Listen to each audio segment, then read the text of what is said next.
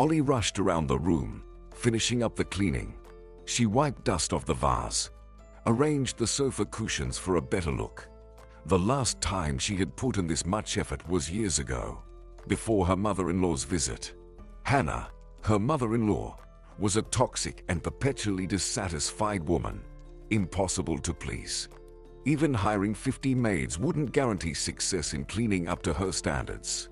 But now, Holly was expecting her sister's visit, and she wanted everything to look nice. They hadn't seen each other in 5 years. As Holly moved the cushions one last time and headed to put the kettle on, right on cue, the doorbell rang. Coming, she called out, rushing to the hallway. Children's fists were knocking on the door.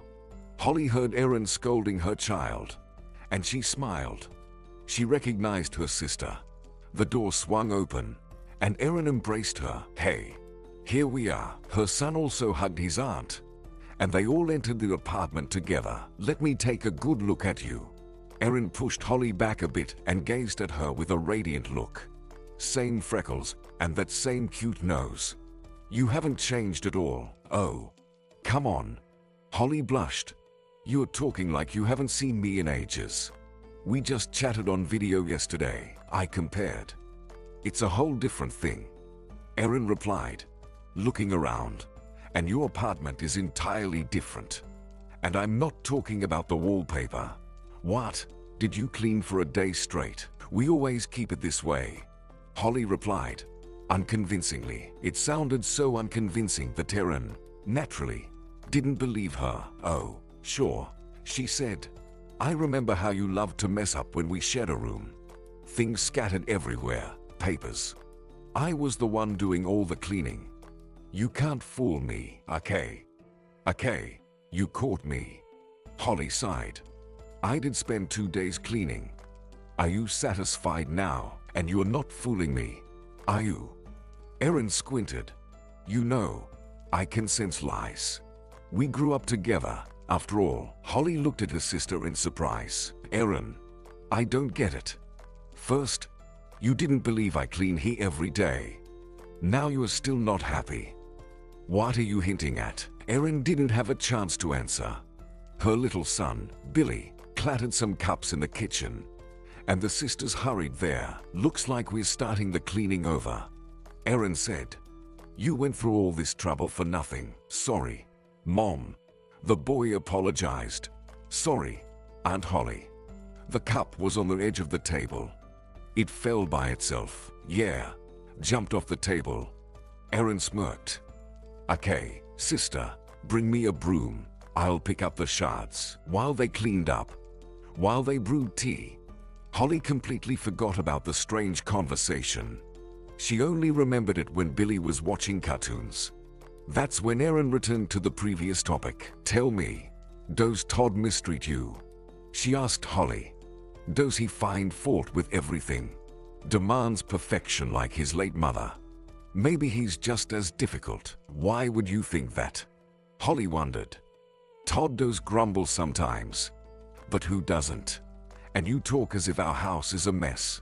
It's a bit hurtful, actually." Erin covered her hand with hers. "Don't be mad at me," she said. "When we talked on video, you sometimes look sad." I didn't dare ask. Saved the conversation for our meeting. And now that we've met, why not talk? Everything's fine with us." Holly shrugged, avoiding eye contact. Her sister's question stirred up an old wound. In reality, she hadn't considered everything fine in their family for a long time. Holly and Todd didn't fight, but they also hadn't had heartfelt conversations in ages.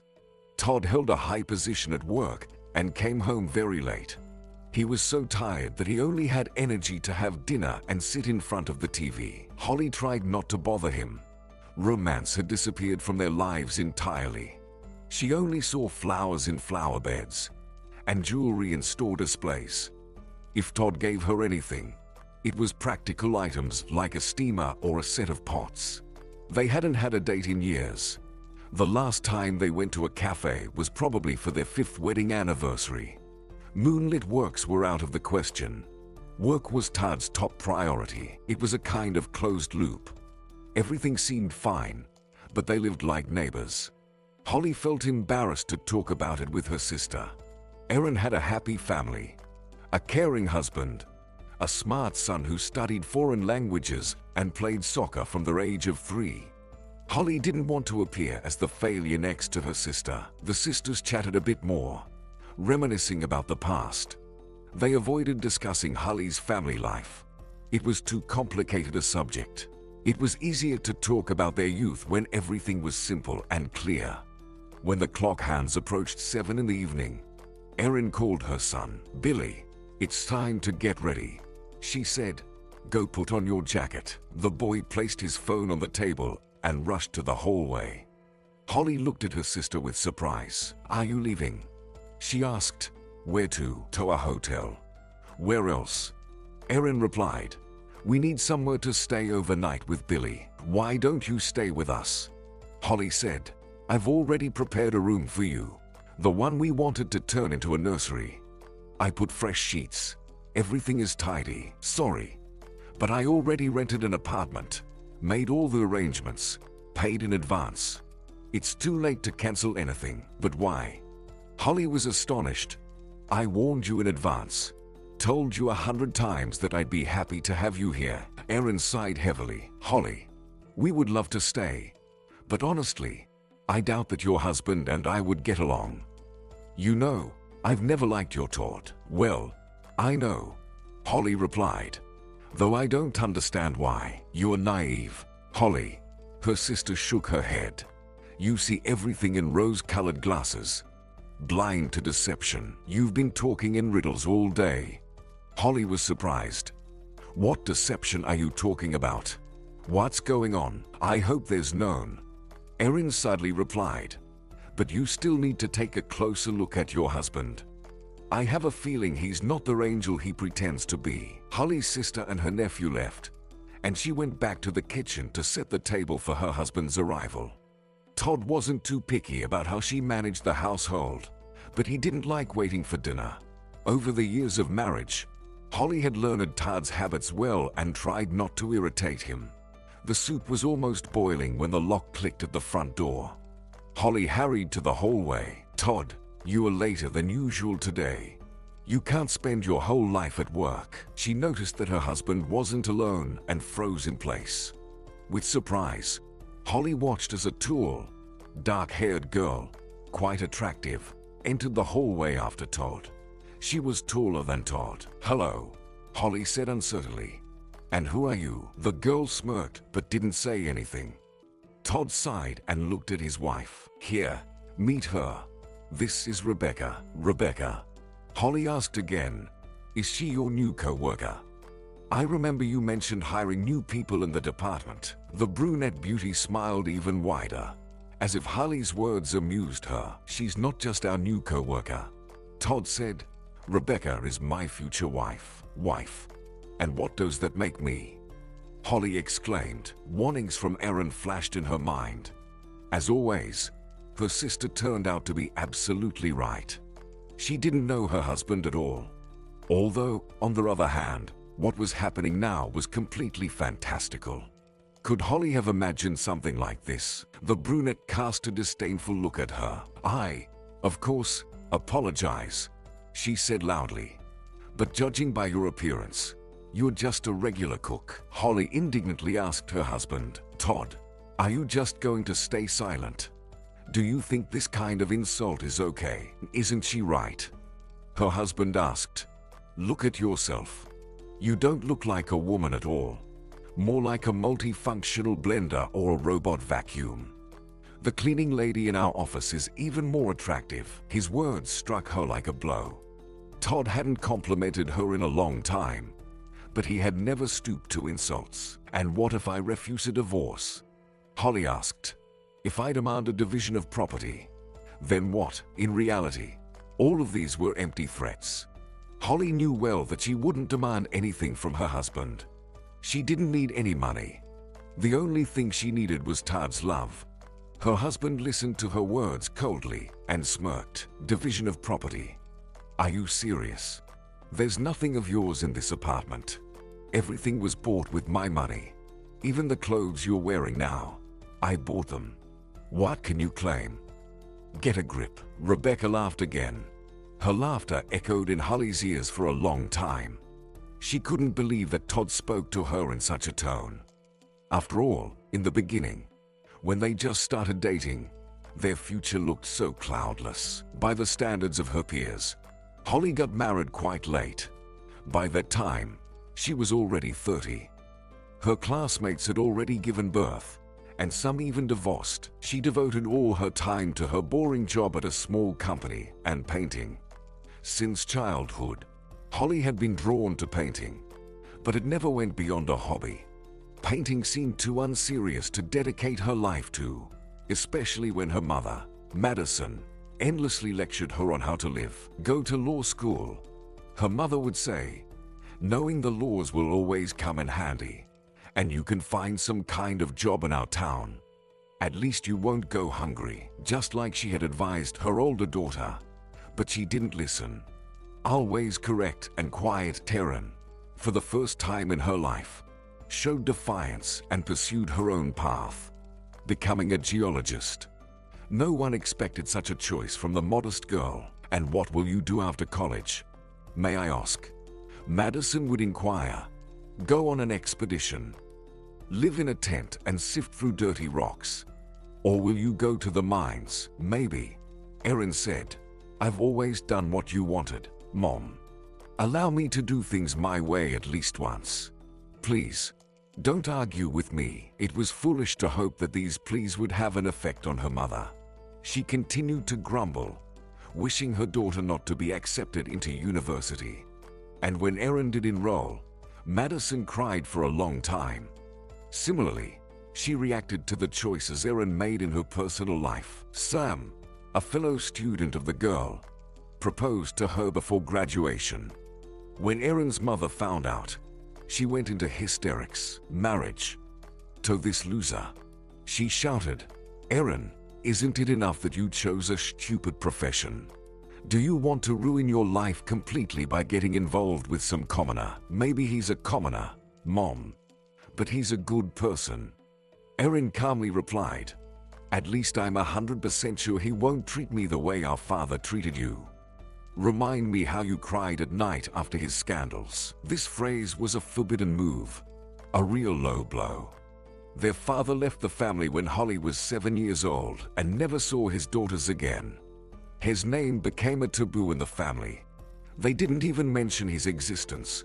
And now Erin had broken the eternal rule. Go marry whoever you want, her mother coldly said. But don't come crying to me. When this Sam can't protect you from thugs or doesn't turn enough to support the family, remember that I warned you. This marriage won't lead to anything good. I'll remember that, Mom. Erin nodded. But your advice won't be useful to me. Sam and I are like two halves of a whole. You understand? And everything will be fine in our family life. The young couple got married and moved up north. Initially, Erin's mother was angry with her. During phone calls, she spoke dryly, but then she began to miss her.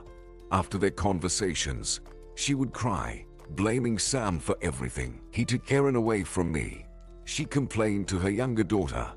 Erin fell under this guy's influence and left me. If not for him, everything could have been different. We would live in the same city, all together. And now, all of Madison's attention was focused on Holly. She surrounded her daughter with care like she had never seen in her life. Even more so, she began to monitor every step Holly took, calling her if she was delayed by even half an hour. She inquired about her friends. Perhaps the mother wanted what was best, trying to protect Holly from undesirable connections. But the fact remained.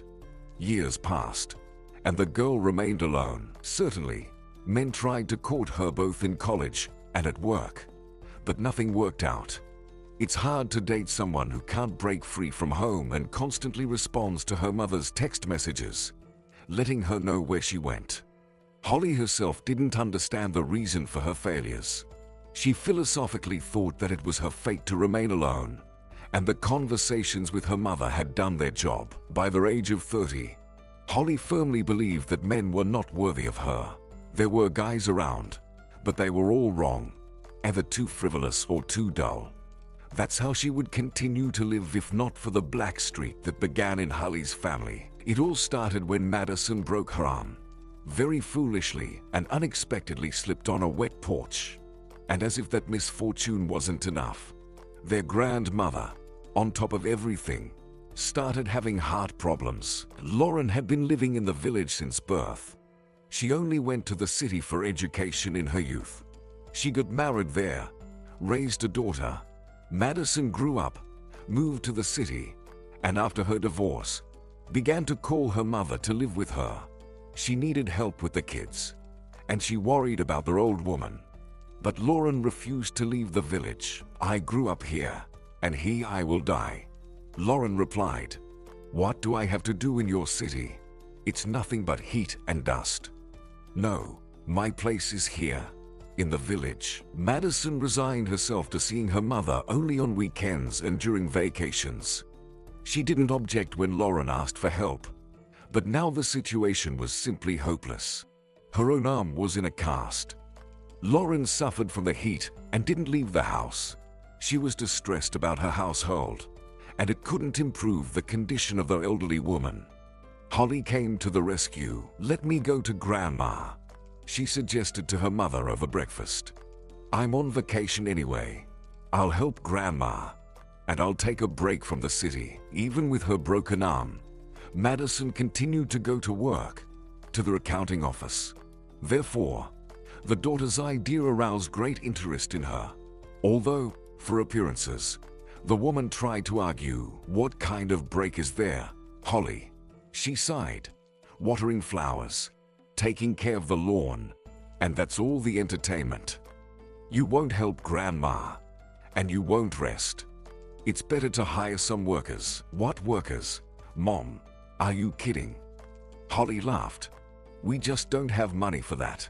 I'll handle everything just fine." The girl packed a small bag and set off on her journey the next morning. Youth, optimism, and self-belief were on her side. Holly had no doubt that everything would be fine. Lauren greeted her with open arms and even shed a tear. "Holly, my granddaughter, you didn't abandon me," she mumbled, embracing the girl, "and I didn't hope for it. I thought I'd just overgrow with weeds here." "Don't worry, Grandma, I'll do everything right," Holly reassured her. "You just relax and don't worry about anything." She was truly determined to bring the garden to perfection. She woke up at dawn and went to water the plants. She fought against pests as best as she could. Online advice came to her aid. The most challenging task was weeding. The tools stored in the shed turned out to be unsharpened. "How did you even work here, Grandma?" Holly muttered, sorting through the tools. "It's some kind of torture." Her struggle with the tools caught the attention of a neighbor, a young man about Holly's age.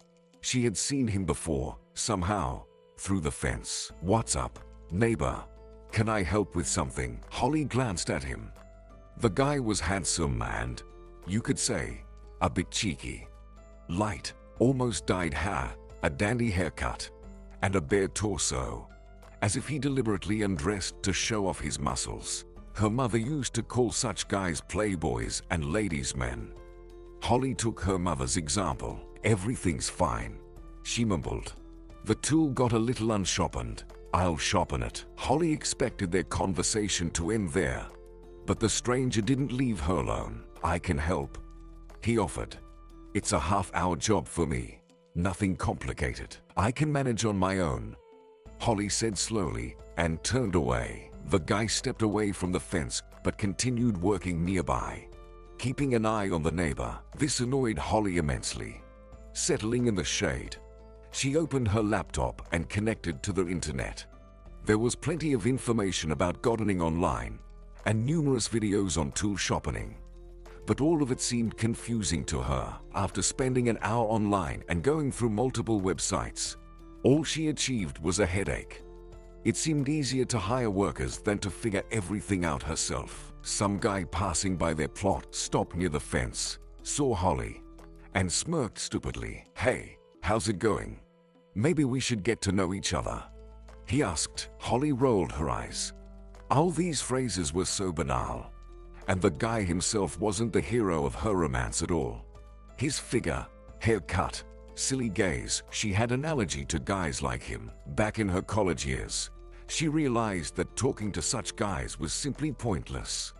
Holly didn't dignify him with a look and turned away. The guy didn't get the hint and continued standing by the fence. "Hey, how are you?"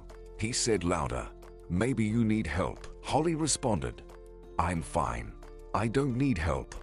Goodbye." She got up, took her laptop, and went into the house. The guy shouted something after her, but she didn't listen. "What's wrong with you?" Lauren asked, seeing her distressed face. "Holly, do you have a headache?" "Nothing hurts, Grandma. I just realized that I'm not cut out for gardening. I imagined I could do it, but in reality, I don't know anything." "Well, then, drop this garden," her grandmother reassured her. "Don't strain yourself. Otherwise, your back will hurt in your youth. Like mine." "No way," Holly objected. "I'll handle everything." She couldn't believe that something as trivial as gardening would be a challenge for her. Since early childhood, having lost her father, Holly got used to handling everything on her own, and now she was determined to fight to the end. Lauren watched her all evening and suggested, "Wouldn't you go to the club?" "Why?" Holly was surprised. "What do I need there?" "Dancing," the old woman replied. "You need to distract yourself. Take a break. Do you think I only worked at your age?" "Not at all. I could dance and listen to music too." Holly barely managed not to burst into laughter in response to these words. "What dances, Grandma?" Holly asked. "I've been working in the garden all day. Tired. And it's so hot." "Then at least listen to music," her grandmother insisted. "Go have fun.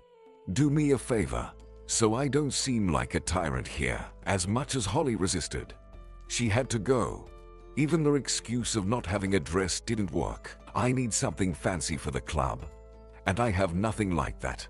Just a sundress I wear to the store.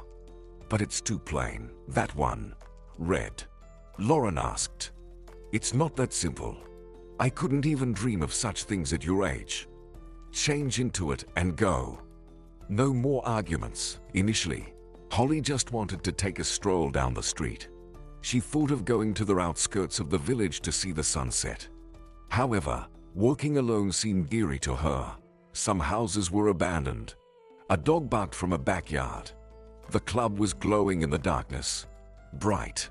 With nothing else to do, Holly headed there like a moth to a flame. The party was in full swing.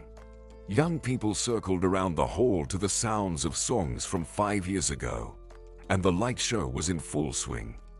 Holly entered the hall and timidly froze against the wall. She hadn't been to parties since her college days, and now she felt completely lost. The idea of coming here initially seemed amusing, but in reality, it turned out to be complete foolishness. "Are you here for the first time?" a city girl. "Huh?" a girl asked Holly. "I've never seen you here." "Yeah, I'm from the city," the embarrassed girl replied. "I came to my grandmother for vacation." She hoped that this would be enough, and the stranger would leave her alone. But she turned out to be too curious. "Why aren't you dancing?" the girl asked. "I rubbed my leg." Holly leaped. "I'll dance some other time. Just came to watch for now." The stranger shrugged. "Well, suit yourself. Okay, see you later. By the way, I'm Alice." "Holly," the girl replied. But Alice wasn't listening. She went off to dance in such high heels that any model would envy. To be honest, Holly never considered herself a social butterfly. In her college years, she only went to clubs with friends, and that happened only a couple of times. Her mother never allowed her to go anywhere. Holly remembered dance moves vaguely, and she had no idea about waltzes or a guy's hand on her waist. Of course, they weren't waltzing in the club, but the crazy moves everyone was doing looked even worse. Jumping and shaking her head like that was something Holly couldn't master. "Like savages," she muttered to herself. "Why did I even come here?" In the crowd of dancers, Holly spotted her neighbor, the guy who tried to strike up a conversation with her during the day. Now he was decently dressed but still jumping and dancing. His partner turned out to be the same Alice, and they looked impressive together. Holly caught herself watching them with a strange mix of disgust and envy. Although why envy? She didn't want to jump around like a wild thing. Want to dance? A voice asked. The smell of cigarette smoke surrounded the girl. Holly turned around and saw another acquaintance, the big guy who greeted her earlier in the day. He was smoking right in the hall and looked even more repulsive. Or maybe Holly just saw him up close for the first time.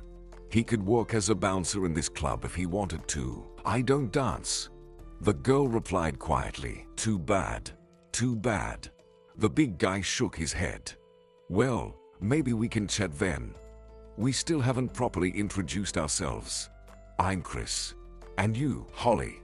The girl answered. The smell of cigarette smoke made her dizzy. The big guy stood there, couldn't think of anything else to say, and said it again. So, maybe let's dance after all. He repeated. I already said I don't dance. The girl exclaimed, decisively walking away. She struggled to move between the dancers, but still bumped into someone. Of course, that someone turned out to be their annoying neighbor. Oh, neighbor. He grinned. How's it going?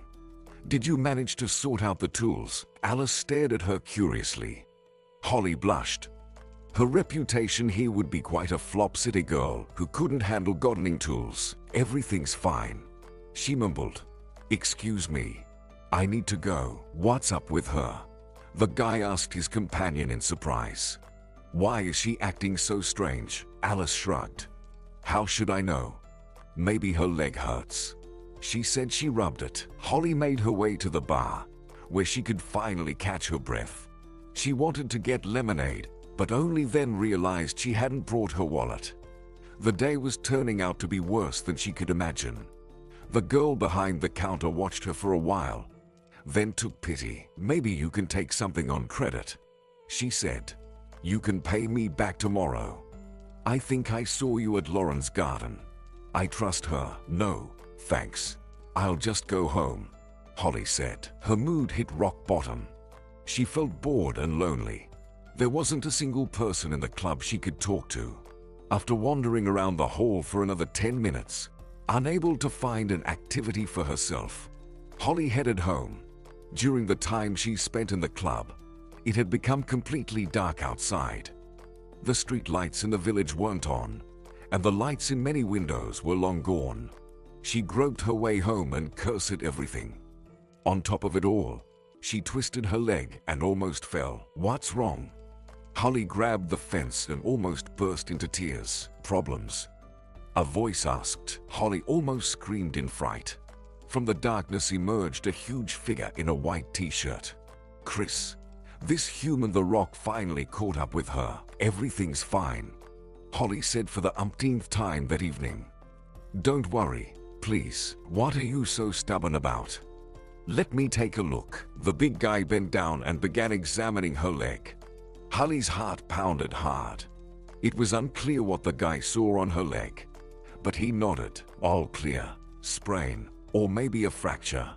You need to see a doctor urgently. I don't need to see any doctor, Holly protested.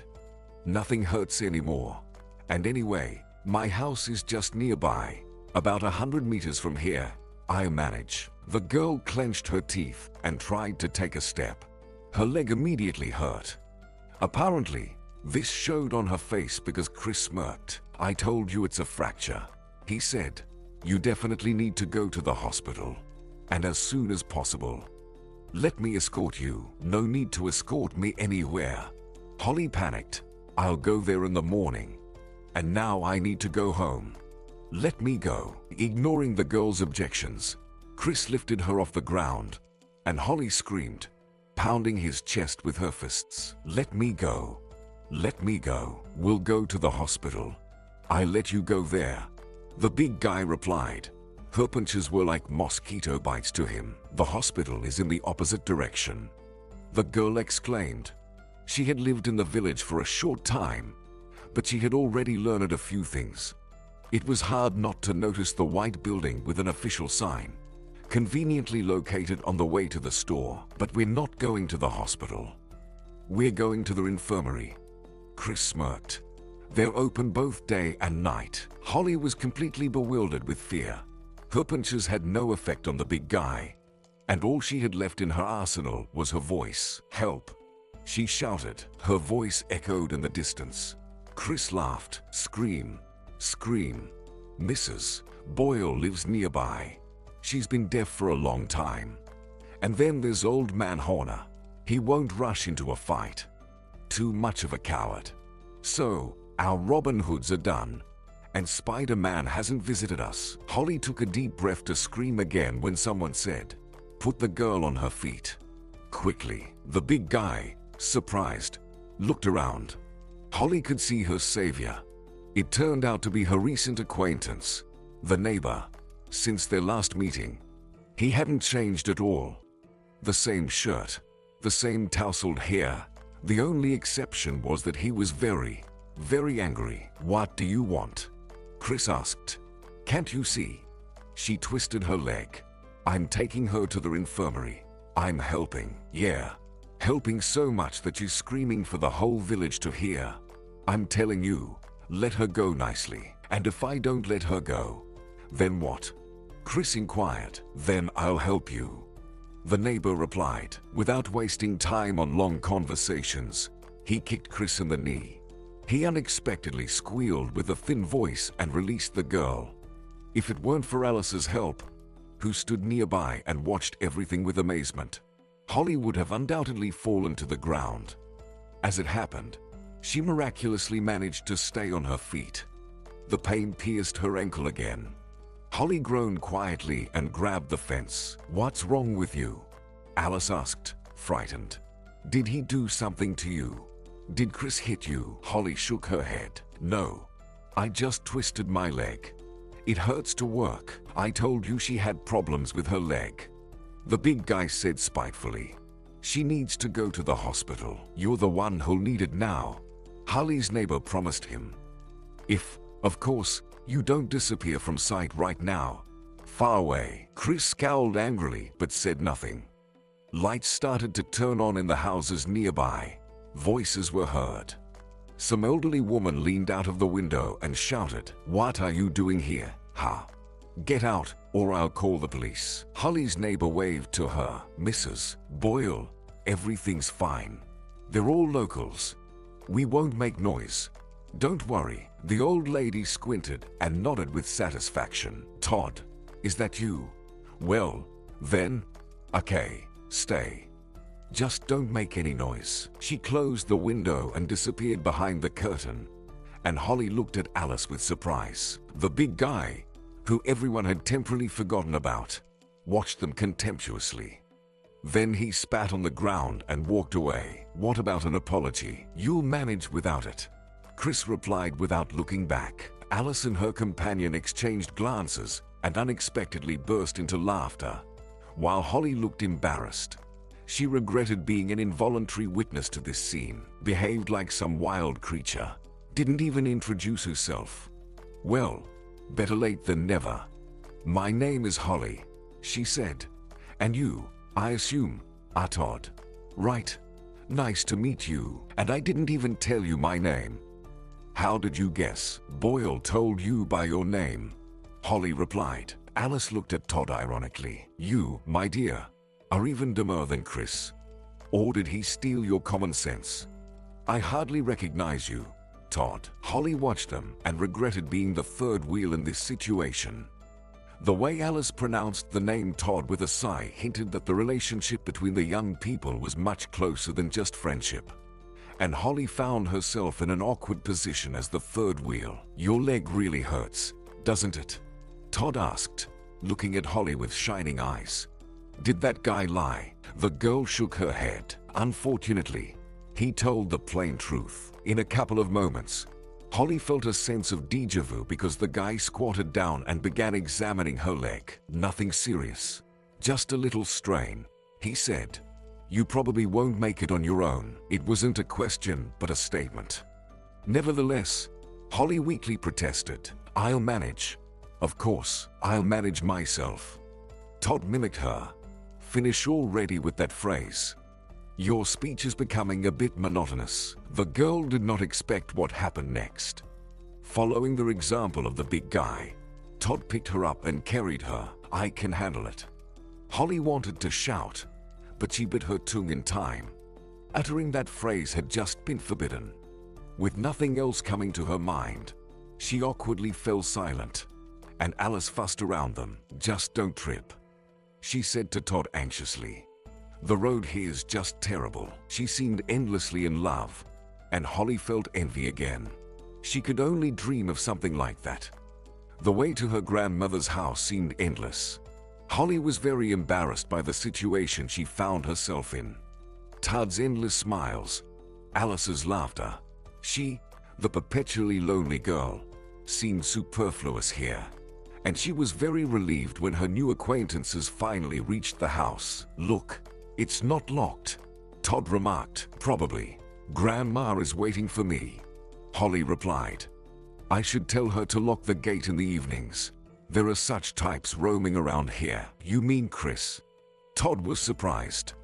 Don't worry, he won't bother you anymore. And if he tries, I'll explain everything.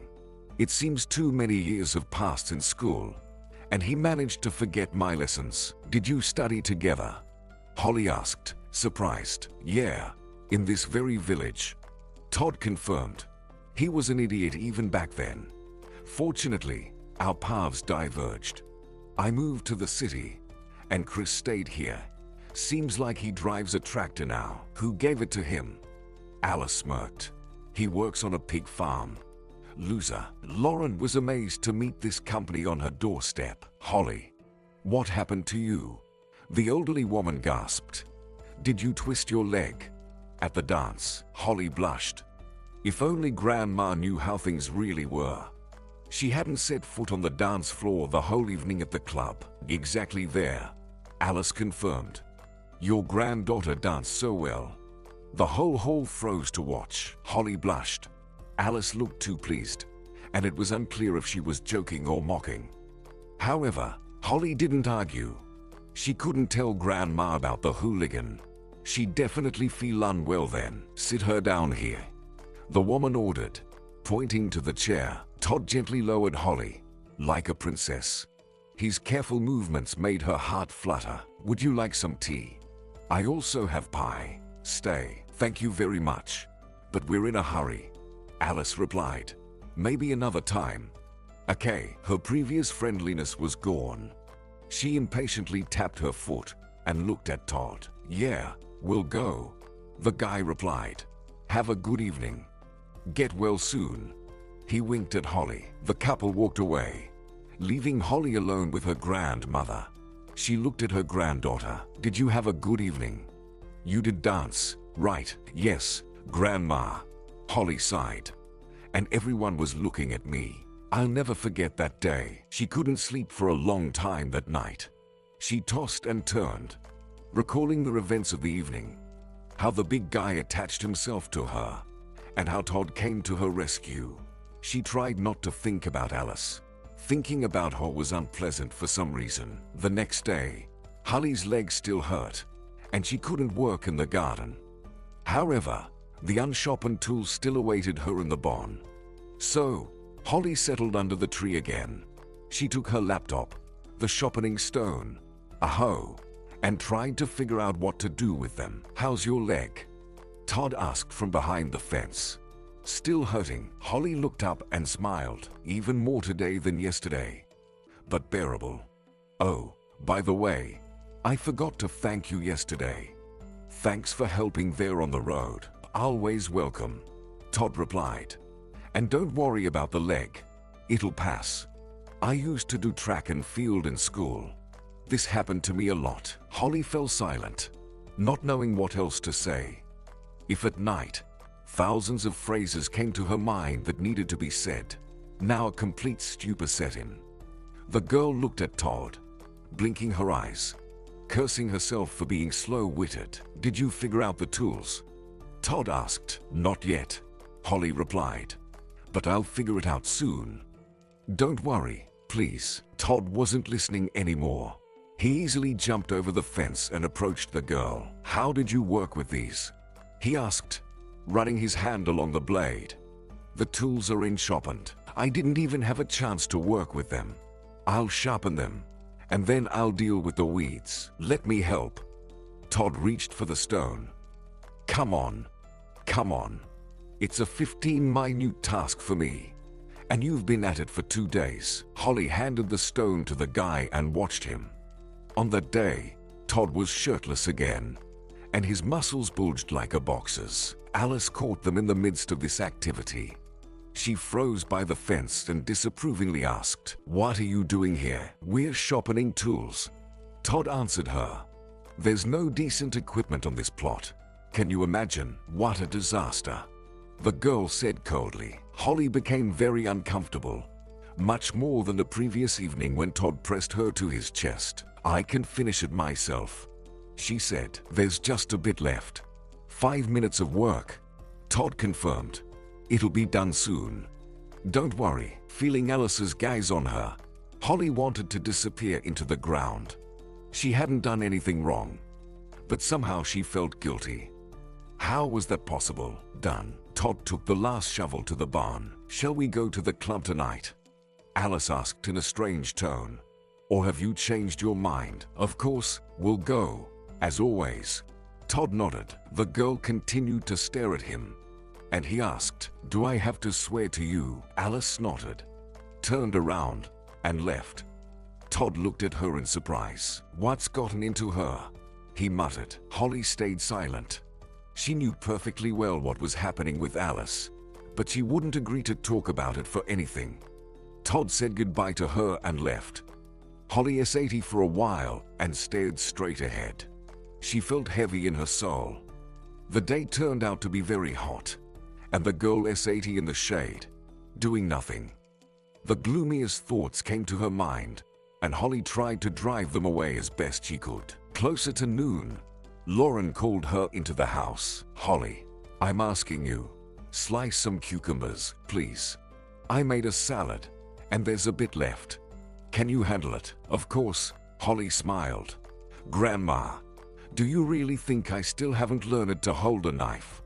Besides, my leg doesn't hurt as much now. Moreover, you can slice cucumbers sitting down." Lauren nodded. It seemed like Grandma didn't even hear what her granddaughter was saying. The smile left Holly's face. Worried, she asked, "Grandma, are you okay? You seem a bit off." "My heart is heavy, probably because of this heat." "And you kept silent." "Grandma, who cooks in such heat? You should have gone to bed as soon as you felt unwell.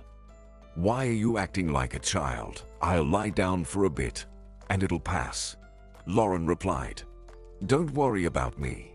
This has happened before." Grandma went to her room, and Holly made the salad and put it in the refrigerator. The girl had no appetite. She approached the door every now and then and listened to her grandmother's breathing. Lauren seemed to be sleeping, but her breathing was heavy, and her face was unusually pale. Towards evening, she called her granddaughter to her. "Are you feeling better, Grandma?" Holly asked cautiously. "Should I call a doctor?" The woman seemed not to hear her. "Holly, if something happens to me, the documents for the house are hidden in the attic," she said. "In the old dresser, the top drawer. My passport is there too. And funeral money." "What are the documents?" "What money?" Holly screamed in panic. "I'm calling a doctor right now." Lauren said something else, but the girl didn't listen anymore. She put on sneakers and, cursing her injured leg, set off. The road to the medical center seemed endless. Every step brought excruciating pain, and Holly worked slowly. At the finish line, another blow awaited her. The medical center was closed. Being on vacation, the girl completely lost track of the days and forgot that today was Sunday. In despair, Holly looked around, not knowing where to turn for help. Her grandmother suffered in the house, maybe even dying, and there was no one around. Only a few children were jumping on a playground. Holly went to them. "Hello," she said excitedly. Kids, do you happen to know where the doctor lives? The children fell silent and stared at her suspiciously. The girl realized that she might seem a bit strange to them, maybe even abnormal, and tried to calm down. So, what? She asked. Do you know or not? The girl with pigtails pointed to the end of the street. There. Brick house. Mr. Colin lives there. And there's a big dog named Cooper in the yard. Holly thanked her and was about to leave when the girl added, but don't go there today. Why? Wondered Holly. Mr. Colin left for the town in the morning. He won't be back until evening, or even at night. He always does that. Goes to visit his son. Hearing this, Holly almost collapsed to the ground. All the way here, all the worries and fears were in vain. She hadn't found any help for her grandmother. In this village, she simply didn't exist. Exhausted from anxiety, she hurried back. The return journey seemed even longer to her. Climbing onto the porch, Holly opened the door and burst into the room. Lauren was lying on the bed, closing her eyes. Her face looked so pale and motionless that the girl screamed in fear. Grandma. Lauren opened her eyes. Why are you screaming like that? She asked weakly.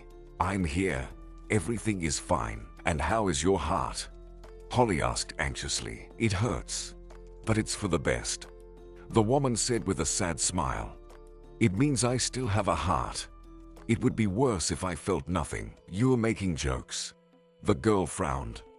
I went to the paramedic, but he's not there. Now I'll call an ambulance. Lauren tried to object. No need.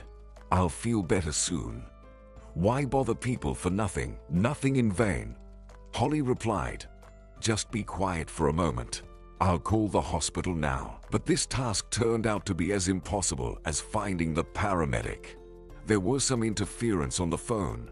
The call didn't go through, and when Holly finally got through, they couldn't hear her on the other end. She tossed the phone aside. Like the Stone Age, she moaned. You can't reach anyone. Lauren closed her eyes again. The woman breathed heavily and intermittently. The expression on her face horrified Holly. Unable to stand still, she rushed out of the door. Holly felt like screaming in helplessness. She just couldn't figure out who else to turn to for help. How are you? Won't you come with us to the club to listen to music? Holly turned around. Todd was smiling at her from behind the fence, just as neat and dressed up as the night before. The girl ran to him. How good that you're here. I didn't know who to turn to. Todd, tell me, is there any taxi or someone with a car who can help? I urgently need to get to town. The smile left the guy's face. He asked with concern, what happened? My grandmother is very sick, Holly said. I went to the medical center, but there's no one there. I tried to call an ambulance. No connection. I just don't know what to do. Carry my grandmother on my back or write some telegram. Waiting for an ambulance makes no sense, Todd replied. With our roads, they'll come here in an hour. And that's in the best case. And what should we do? Asked Holly. I'll drive you. I have a car. Bring your grandmother to the gate. I'll be there in a moment. Without waiting for an answer, Todd headed to the garage. The girl watched him go and rushed into the house. Grandma, get ready, she shouted. We're going to the hospital now. Todd will take us. When they stepped outside, the car was already parked by the gate. Holly was amazed. She didn't know what she expected, but certainly not this shining car resembling a tank. Gathering herself, Holly turned to Lauren. Sit in the back seat, Grandma. It will be more comfortable for you. She herself sat next to Todd. The car started, and Holly breathed a sigh of relief. At least they were on their way, and with each passing moment, they were getting closer to the hospital. Around the next turn, they encountered Alice. Seeing Todd's car, the girl opened her mouth in surprise. Where are you going? She shouted. Todd waved to her. I'll explain later. He shouted. Go home. Holly felt very uncomfortable when she noticed how Alice looked at her. It seemed she deeply regretted helping her the night before. "We'll hit the road and speed up once we're on the highway," Todd promised, as if nothing special had happened. "How are you, Grandma?" Holly asked. Lauren's weak voice replied with something.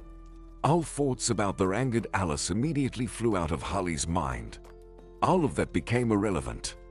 The only thing that concerned Holly at that moment was her grandmother's health. Todd kept his word. As soon as they turned onto the highway, the man pressed the gas pedal to the floor.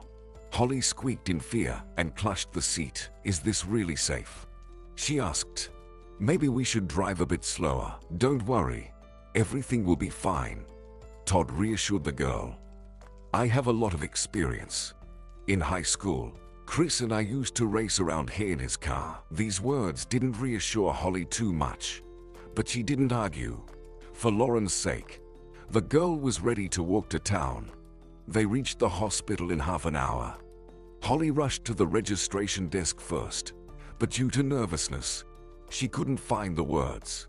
Once again, Todd came to her rescue. "We brought a woman. She's in bad shape," he said. "Heart problems. We need to see a doctor urgently." Lauren was left at the hospital that evening. The doctor told Holly that they brought her just in time. "Your grandmother has acute heart failure," he explained. "We couldn't delay." The girl looked at Todd gratefully. "Todd, thank you. If it weren't for your help, I don't know if I could have saved my grandmother or not." "It wasn't difficult for me," Todd reassured her. "At least I got some fresh air. Haven't driven like that in 100 years." Holly remembered Alice. She doubted she would agree with his words. Alice was probably still furious. Holly froze at the thought of how she would greet her next time. Todd yawned and asked, "Talk about something, please. This trip exhausted me. I might fall asleep at the wheel." Conversations, especially with the opposite sex, were challenging for Holly. But she had no choice. She sighed and mumbled hesitantly, "I can tell you about myself. Honestly, there's nothing interesting in my life. I work as a lawyer." "A lawyer?" Todd was surprised. Such a lovely girl studying laws. Wouldn't have thought. His comment about her appearance embarrassed Holly.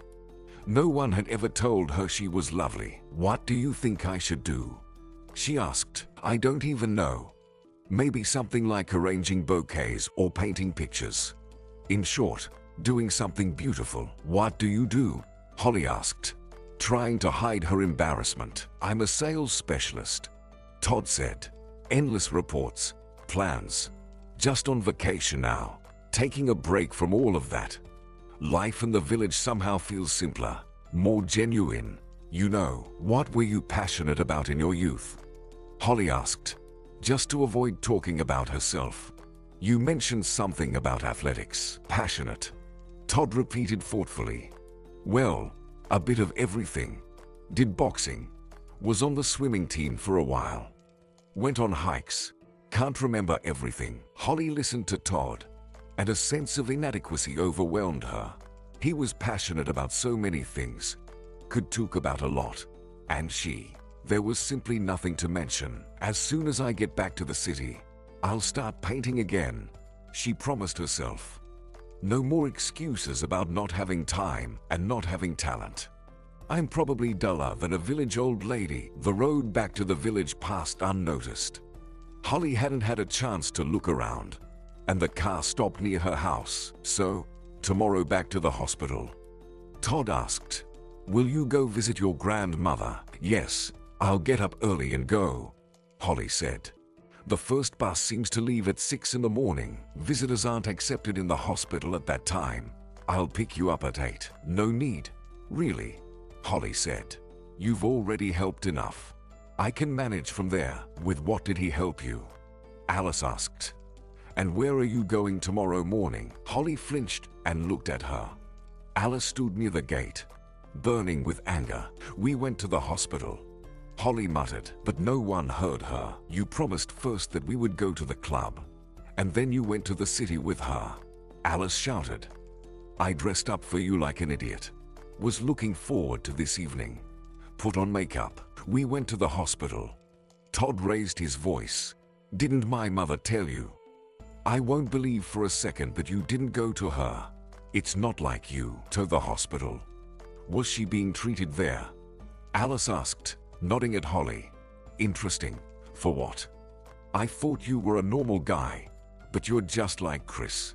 All you guys are the same. Alice burst into tears and ran away. Todd watched her go. Holly sighed and put her hand on his shoulder. Don't worry so much. Tomorrow you'll meet, talk, and make up. Alice will understand everything. There's no other way. Not sure? Todd mumbled. You don't know her. If Alice boils, she won't stop. Well, whatever. Should I apologize to her for saving a person? Thank you, Holly said once again. And forgive me for how everything turned out. Todd waved his hand. Tomorrow at 8, he repeated. Be ready. Holly watched his car and went into the house. Without Lauren, it was empty and lonely there. And after what happened at the gate, the girl felt simply awful. Early in the morning, Holly stood on the porch, impatiently tapping her foot. Todd was already 10 minutes late, and she was very worried. Not because she might be late for the hospital. She just couldn't understand what caused this delay. The darkest thoughts crawled into her head. Finally, Todd's car stopped in front of her house. Holly cautiously opened the door and asked hesitantly, "May I?" "Of course," Todd answered with surprise. What a strange question. "Why do you think I came here?" Holly sat in the front seat, clutching the bag with her grandmother's things to her chest. She couldn't bring herself to look at the guy. The car started moving. The young people didn't speak to each other until the village was left behind. Only then did Todd start a conversation. "You girls are strange," he said gloomily. Holly looked at him. The guy had dark circles under his eyes. It seemed like he hadn't slept all night. His facial expression was mournful. "Did you talk to Alice?" Holly guessed. "How is she?" "The same as yesterday," Todd replied, "cursing both of us and refusing to hear anything. She's convinced there's something between us, and you can't convince her otherwise. As if sharpening a hoe for someone is equivalent to a marriage proposal. Nonsense." Holly blushed and lowered her gaze. She was relieved that Todd was occupied with driving and couldn't see her facial expression. It felt like she was about to flare up, burned together with the seat. "Alice will forgive you," Holly said uncertainly. "You've known each other for so many years. She can't just erase everything like that." "How do you know how many years we've known each other?" Todd smirked. "Maybe I met her, just like you, a few days ago at the club." The girl was confused. "You just looked so close," she mumbled. "So I thought you've known Alice for a long time." "You actually guessed." Todd nodded. "We went to the same school. Alice is 4 years younger than me. Back then, I didn't even look at her. She tied all those ribbons and laughed so loudly that it could be heard on the other end of the football field. In short, mediocrity. And now, I come on vacation. And, look, the girl has changed. Well, on nerves. She works the same way as in childhood. If I had known in advance, I wouldn't have gotten involved." Holly felt a bit relieved. It turns out she didn't ruin some strong, long-standing relationship. At best, it could have been a school crush. And even that from Alice's side. Todd's heart definitely wasn't seriously affected.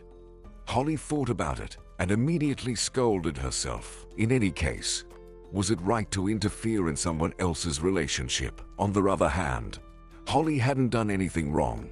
She just wanted to help her grandmother, and there was no blame on her for someone imagining something fantastical in this story. "I need to call my mom," Holly said when they were close to the hospital. "Yesterday I didn't tell her about Grandma not feeling well. Mom will be upset if I don't tell her." "Call. I understand everything. And what's the point in hiding?" Todd replied. Holly's mother was terribly worried when she heard that Lauren was in the hospital. Madison gathered so quickly that she arrived at the hospital almost faster than them. "Forgive me, Mom. I couldn't save Grandma." "No use from me at all." Madison seemed as if she hadn't heard her. For a while, She couldn't take her astonished gaze off Todd and his car. Then she asked her daughter, Holly, who did you come with? Will you introduce us? Of course. Holly led Madison to the car and introduced the guy. Meet my mom, Madison. Todd. This is my mom, Madison. Todd nodded at the woman. He didn't seem particularly thrilled about this introduction.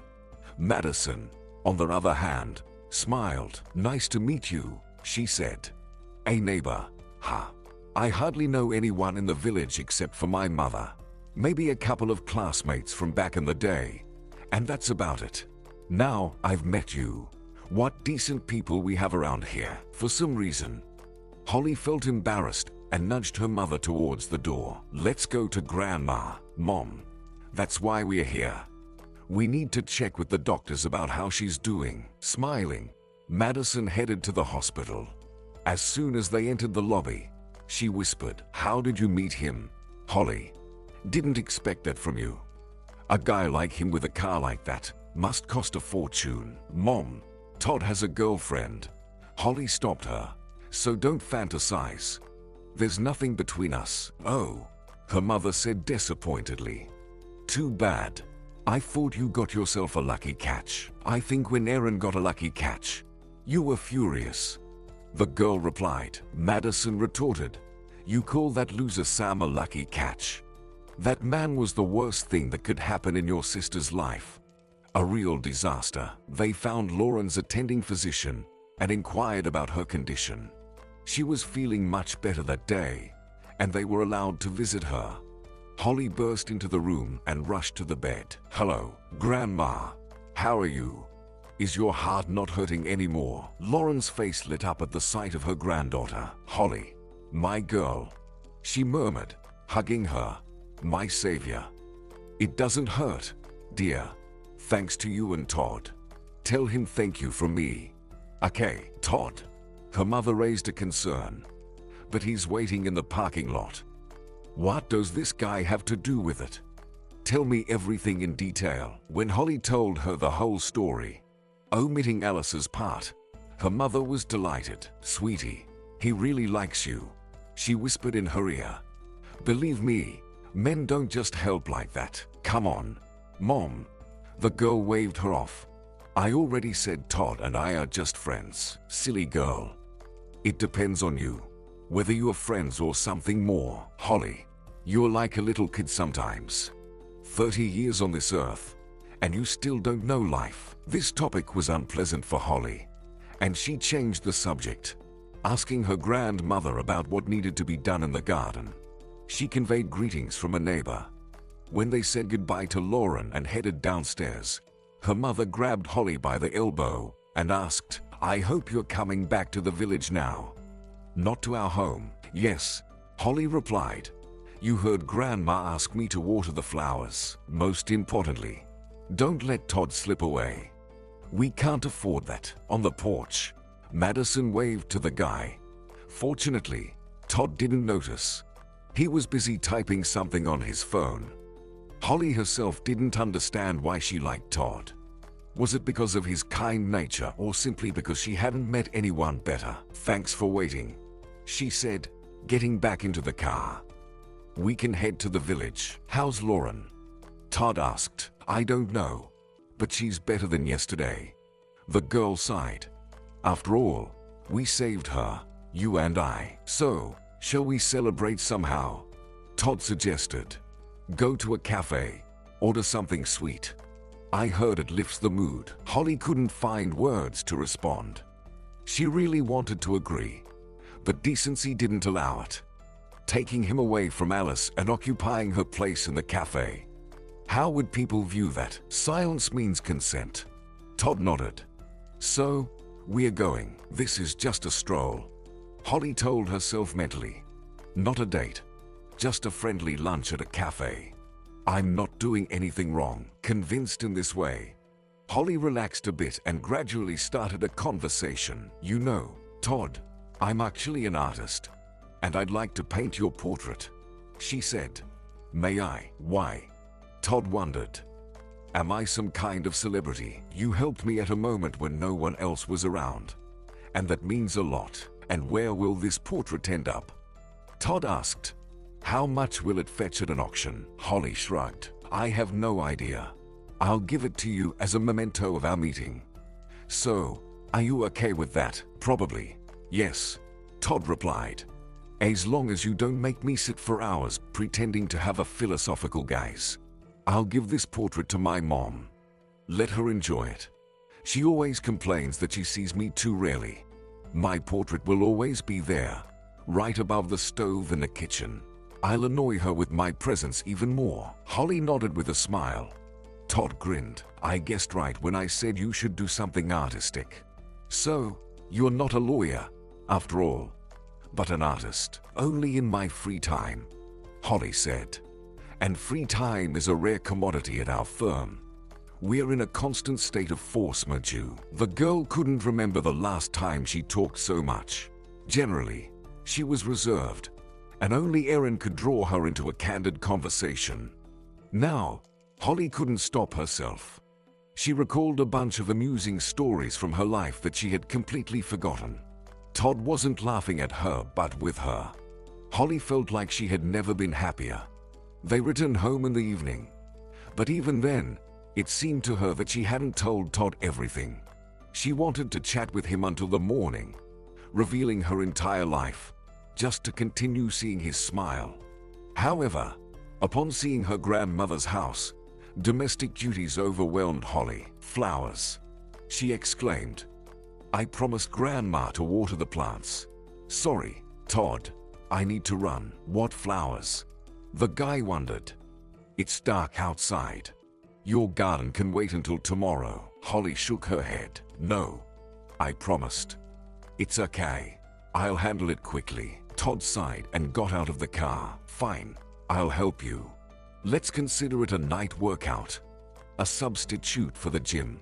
I've already let myself go on vacation. Without changing, Holly rushed to the barn and grabbed watering cans. She and Todd got to work. Holly ran back and forth in the yard, accidentally bumping into the guy. She accidentally poured water from her can onto Todd's pants. Holly apologized. Excuse me, please. Nonsense. Todd smiled. It'll dry. It would be worse if there was manure in your watering can. The girl nervously chuckled, but then fell silent, grabbing Todd's hand.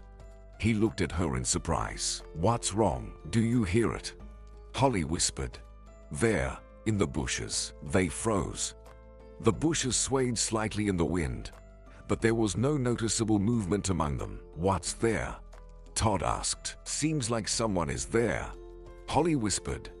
I heard a twig snap. Who could it be? The guy chuckled. Maybe a stray cat. Wait, I'll check. Todd started looking into the bushes. He stood like that for a few moments and returned to Holly. There's no one there, he said. But I heard something. Holly insisted. I'm sure I didn't imagine it. Are you sure you're not into horror movies? Todd asked. Seems likely. I even started to believe there was someone there at some point. Maybe I did imagine it after all, Holly said. Well, never mind. Let's finish up and get some sleep. It's almost midnight. As she spoke, the girl continued to glance around.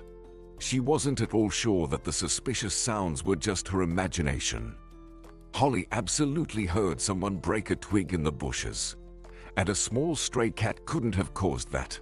When they said goodbye, Todd asked, meeting tomorrow at 8. You enjoyed being a taxi driver that much? Holly smiled. The guy shrugged. Not really. But if I get such a nice passenger every time, why not? It's simply impossible. He had long gone, and Holly kept looking at the road, smiling. Did Todd really consider her nice? Behind her, a rustle was heard again, pulling her out of her thoughts. Holly turned around and looked fearfully at the bushes. They were swaying, and it didn't seem to be because of the wind. Holly had never run so fast. She even forgot about her leg, which hadn't fully recovered from their encounter with Chris. What importance did a sore ankle have when her life might be at stake? Silly, Holly muttered, slamming the door behind her. Who could be there? Her inner voice asked. What if Chris is hiding there? Came to get back at you. Who knows what's on his mind?" Without turning on the lights, she approached the window.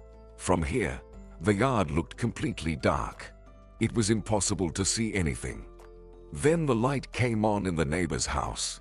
Holly felt a bit calmer. Todd was there, nearby. In the worst case, I can scream and call for his help. The girl reassured herself. Nothing bad will happen to me. And what could happen when there's actually no one in the bushes? Even though Holly comforted herself this way, she couldn't believe her own words. She stared out the window, still feeling like someone was there. This night, Holly couldn't fall asleep. She lay in bed, listening to the sounds in the yard. At times, she imagined hearing someone's footsteps on the porch. Then, the girl would jump up and rush to the window. Due to the accumulated stress and lack of sleep, she felt completely shattered by morning. At 8 a.m., Holly left the house and immediately heard the neighbor's voice. "Hey, how was your night?" She turned around. Todd was waving at her from behind the fence. He looked much better than the morning before. Apparently, unlike her, he had a good night's sleep. "Fine," the girl lied. "And how about you?" "Also fine," the guy replied. "Just my iron horse acting up. Doesn't want to start. Looks like our trip is postponed. Wait a bit." "Okay, I'll work my magic on it, and then we'll go." "Sure," Holly nodded. "I'm not in a hurry. Take your time with your car." She didn't want to go back inside. To pass the time, she started strolling through the garden, noting which plants needed watering and where weeding was required. "Hey, you," someone called from behind the fence. "Come here. We need to talk." It was Alice, looking even worse than Holly, who hadn't slept all night.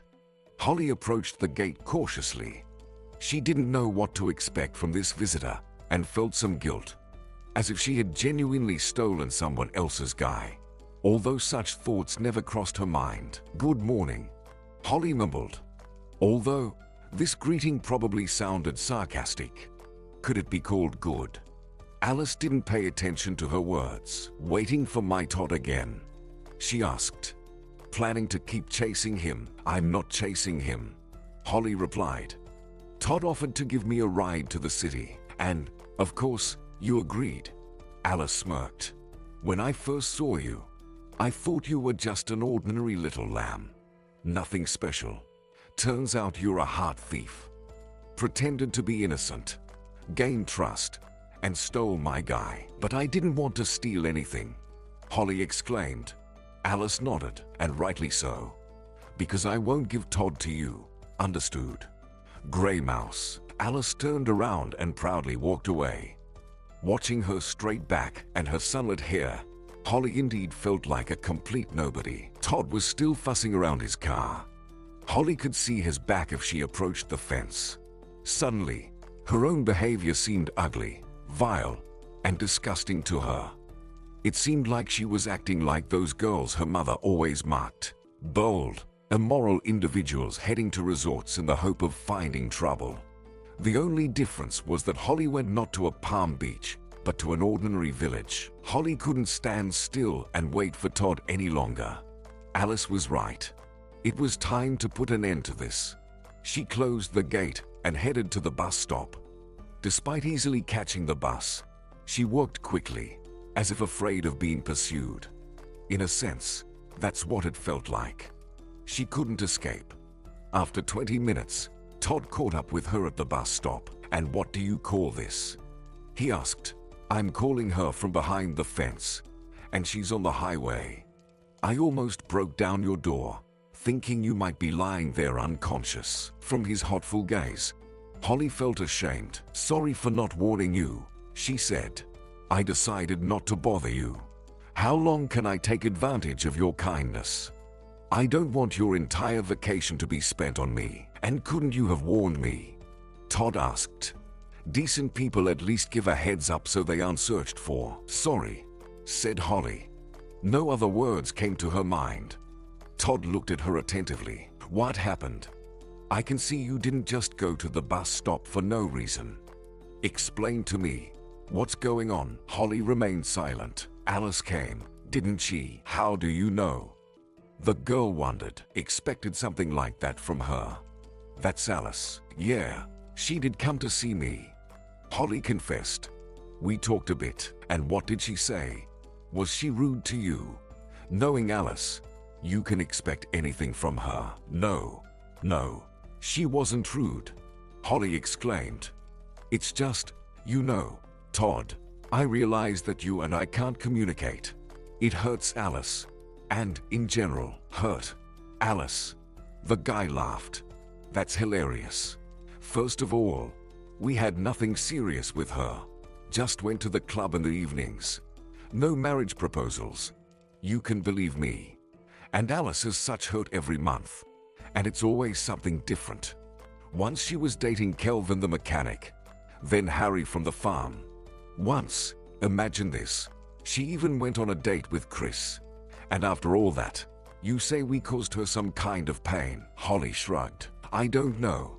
It still doesn't feel right to interfere in other people's relationships. It's just not good. There were no relationships.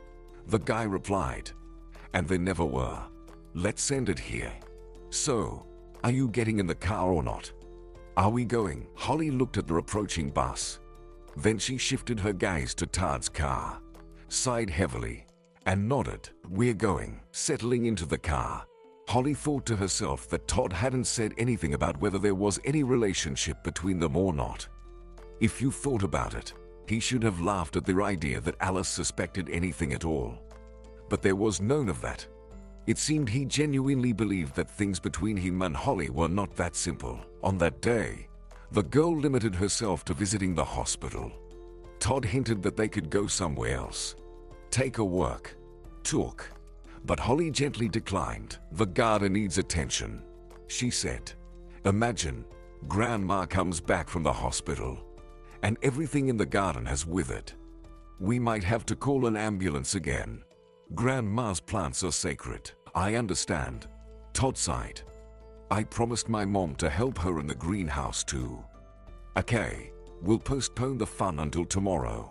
Maybe we'll have a couple of free hours then. Holly returned home and spent the rest of the day in the garden. The conversation with Alice completely overshadowed her nighttime fears. She was ready to laugh at herself for being afraid of some stray cat. Who would be watching her house? She wasn't some important person or a superstar. Journalists didn't chase her around. Yet, with the onset of darkness, her anxiety returned. She finished her work, returned to the house, and firmly locked the door. Then she closed the curtains, preventing herself from succumbing to the temptation to rush to the window again. She hadn't slept a wink the previous night. At this rate, she would turn into a panda with dark circles around her eyes. This was not how Holly envisioned her vacation at all. After dinner, the girl went to bed. She fell asleep instantly. The cares of the day and the recent sleepless night took their toll. No nightmares haunted Holly. Although recent anxieties should have left their mark, the horrors chose to manifest themselves in reality, in the form of the sound of breaking glass and the neighbor's scream. Holly, wake up. The girl opened her eyes in fright. Todd leaned over her, shaking her by the shoulders. Seeing that she was awake, he pointed to the door. We need to go. What happened? Holly sat up, hugged herself with her arms, and looked around. Where's this smoke coming from? Even in the twilight, the air in the room looked blue with smoke. It smelled of burning wood. Holly felt like she hadn't fully woken up yet. Todd's appearance in this smoke seemed too fantastical. Fire, Todd replied shortly. We need to get out of here. Holly barely had time to grab her grandma's sweater from the chair to cover her nightgown when Todd pulled her onto the porch. There was no visible fire, but the smell of smoke was present here too. Where's the fire? Holly asked, looking around. The shed is on fire, Todd grimly answered. Lauren, did she store gasoline or something like that in there? No, of course not, the frightened girl replied. But why did it catch fire at all? I'd like to know that too. I got up at night to smoke, looked out the window, and there was a fire on your plot. The shed, where tools were kept, was blazing like a matchstick. A dreadful thought crossed Holly's mind. The fire could spread to the house. The shed is very close. Sparks could be carried by the wind. We need to put it out. Todd grabbed her hand. Stay put. Do you want to get burned? I've already called the fire department. They'll be here in a couple of minutes. Holly couldn't take her eyes off the burning shed. How did this happen? She whispered. There was no fire nearby. No one was burning bonfires. And Grandma didn't store anything dangerous. Todd didn't answer but unexpectedly let go of her hand and went somewhere. Holly followed him with her eyes. The guy pulled a canister from the bushes and thoughtfully twirled it in his hands. Yours? He asked, pointing to Holly's discovery. She shook her head. I've never seen it at Grandma's. Well, there's the answer to your question of how this happened. Todd replied. Someone just gave it a little push. He unscrewed the cap and sniffed the contents of the canister. Smells like gasoline. They probably wanted to reach the house too, but didn't make it. Or they didn't have the courage. She always knew how to curse more. She. Holly repeated. Who are you talking about? Todd didn't have time to answer. A fire engine approached their house, and everyone got to work. Firefighters tackled the blaze. Todd said something to their leader, and Holly desperately wrapped herself in a sweater, trying to be as inconspicuous as possible. She felt like everyone was staring at her bare legs sticking out from under the short nightgown. Although, of course, that wasn't the case. By sunrise, everything was over. The firefighters bid farewell to Holly and left, and Todd approached the girl. I hope you won't be mad at me for lying a little to them. The man muttered. Lying? How? Holly was surprised. Told them we were to blame. We lit a bonfire in the evening and didn't put it out completely. That's how the fire started. I don't mind, of course, but I don't understand why you did that. Todd sighed. Because it's all Alice's doing. No one else. Alice. That can't be. The girl nervously laughed. Why not? Todd countered. She can. Who else in the village argued with you besides her? Who came to you with threats? And those rustlings in the bushes? Now I'm just sure that it wasn't your imagination that evening. She was probably lurking around even then. Holly remained silent. Todd's words just didn't fit into her head. To jeopardize someone's life for the sake of romantic intrigue. Unthinkable. Yet, this explanation seemed plausible. At least, Holly couldn't come up with any other. What should I do? She asked. If I just leave it like this, what if she comes up with something else? Tries to burn me alive again or attacks Grandma when she returns from the hospital someday? Don't worry. Todd reassured her. She won't do anything else. I'll talk to her and explain that she can't expect anything. There's nothing between us, and there can't be, especially after what happened today. The guy left, and Holly went into the house to change. After the firefighters' work, the garden was in complete disarray. Grandma will definitely be upset. They broke her favorite hydrangea. Working in the garden helped the girl forget a little. Towards lunchtime, Todd arrived. He looked as gloomy as in the morning. Holly looked at him and asked, Did you talk to Alice? Did she confess to arson? It doesn't matter. The guy replied. She won't bother you anymore. Let's not dwell on it. I'd better help you deal with the shed. After today, it's only good for demolition. So let's not waste time and get to work. The rest of her vacation, Holly spent mostly in the garden. A couple of times, she went to the hospital, but taking care of Grandma was mainly on medicine. By the time her grandmother returned home, the plot looked almost the same as before. Only the place where the shed used to be stood empty. We'll probably sell this house, Holly told Todd. Grandma agreed to move to the city and live with us after all. It's a pity, of course, to part with this place. I have so many memories connected to it. Good or not so good? The guy asked. Both, Holly replied. Of course, it's hard to call the story with the shed pleasant, but there were many other events, like watering the flowers, for example. Todd winked. That too. The girl smiled. They fell silent. Holly thought for a moment and sighed. I guess we won't see each other again. The vacation is over. Our story too. I'm going back to work, so what? Todd was surprised. As if we're going to work around the clock without weekends. We have plenty of time for everything. I assure you, do you really want to be with me? Holly asked. Honest word, honest word. Todd replied. He kept his word. They continued to see each other even upon returning to the city. Todd would pick her up after work, and they would go out to dinner, always to some restaurant where entering was intimidating for Holly. His salary was good, and the girl even suffered from an inferiority complex.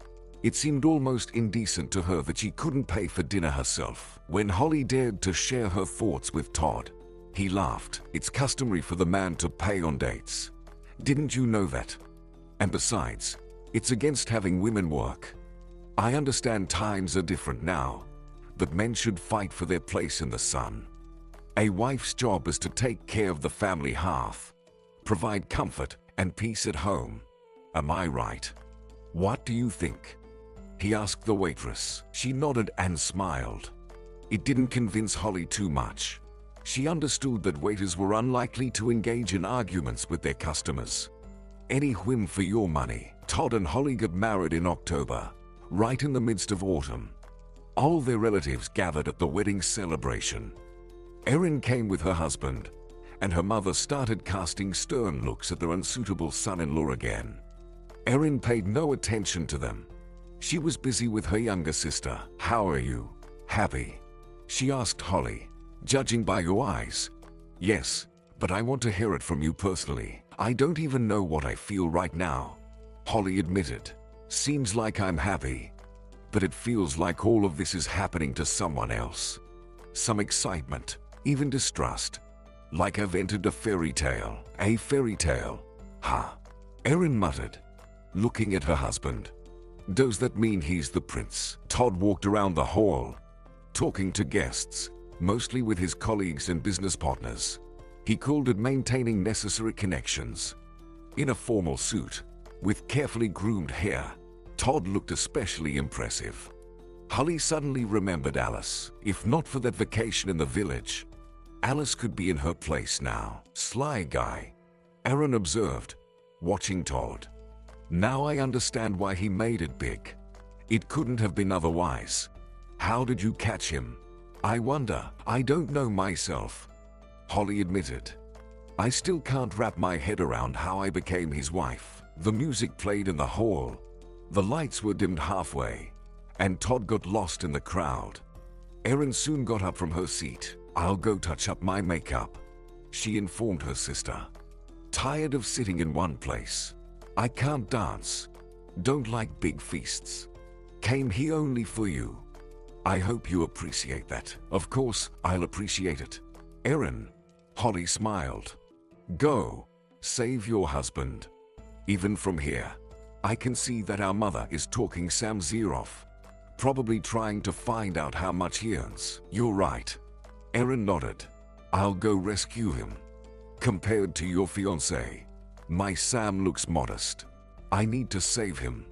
I'm even willing to dance for his salvation. Her sister left, and Holly stayed at the table. She drank champagne, absent-mindedly smiled at the guests, and accepted congratulations. It couldn't have been better. The evening was simply beautiful. Erin returned to her after half an hour, visibly upset and with even more smeared makeup than before. Holly looked at her in fear. What happened? Did you quarrel with Mom? Why do you look like that? Her sister shook her head. Not with Mom. Although, not true. With her too. Then with whom? Holly asked. Erin didn't answer. She reached for the bottle of brandy and poured herself an almost full glass. To your health. She nodded to her sister. Holly watched her with wide eyes. Erin, what happened? She asked. What's gotten into you? You don't drink at all. You'll feel bad. I'll be fine. Erin retorted. Anyway, better than now.